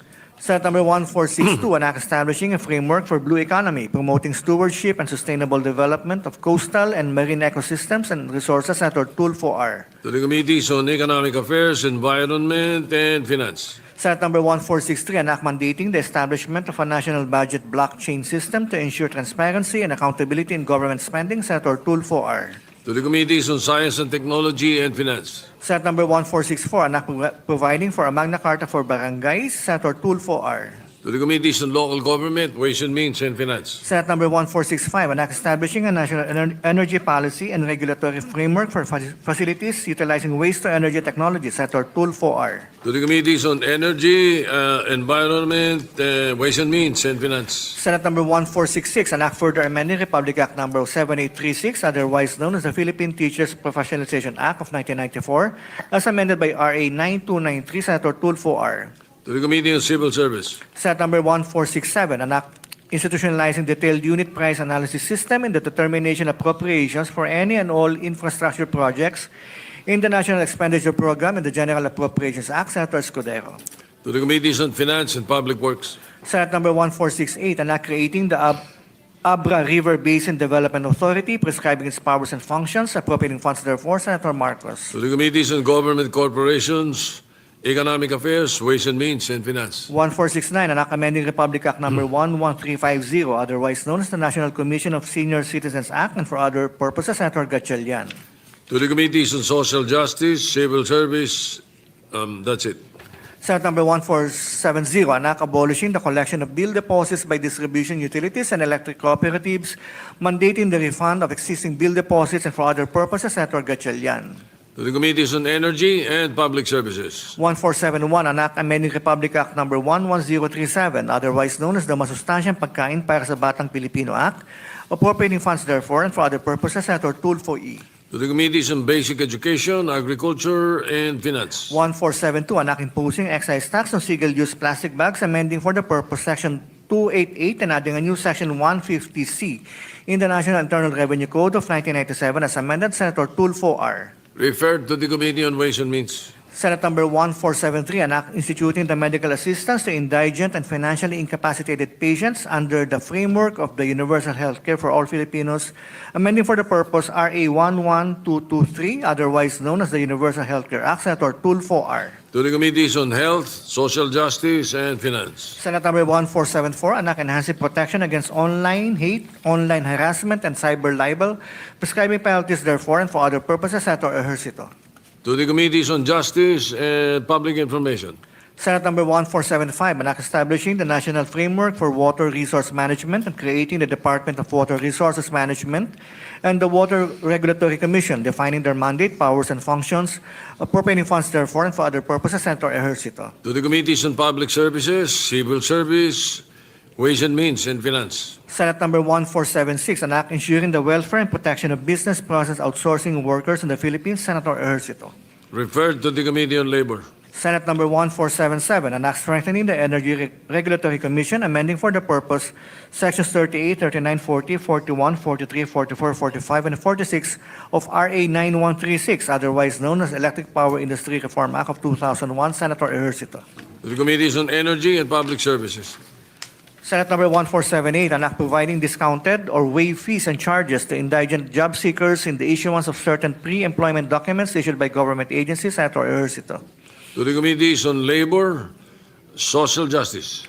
Senate Number 1479, an act regulating and modernizing the practice of medical technology in the Philippines, repealing for this purpose RA 5527 as amended, providing funds therefore and for other related purposes, Senator Ejercito. To the Committees on Civil Service, Health, and Finance. Senate Number 1480, an act creating the Migrant Workers Relations Commission, Senator Tulfo R. To the Committees on Migrant Workers, Civil Service, and Finance. Senate Number 1481, an act providing for the issuance of a list of low-lying areas of the Philippine territory vulnerable to rising sea levels as a result of climate change and areas at high risk for natural disasters, establishing no-build zones therein and appropriating funds therefore and for other purposes, Senator Padilla. To the Committees on Environment and Finance. Majority Leader.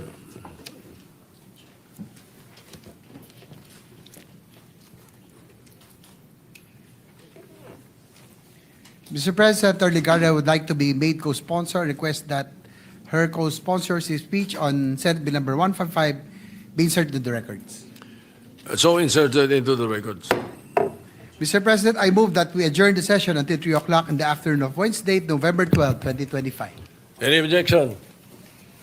Chair hears none. This session is adjourned until 3 o'clock in the afternoon of Wednesday, November 12, 2025.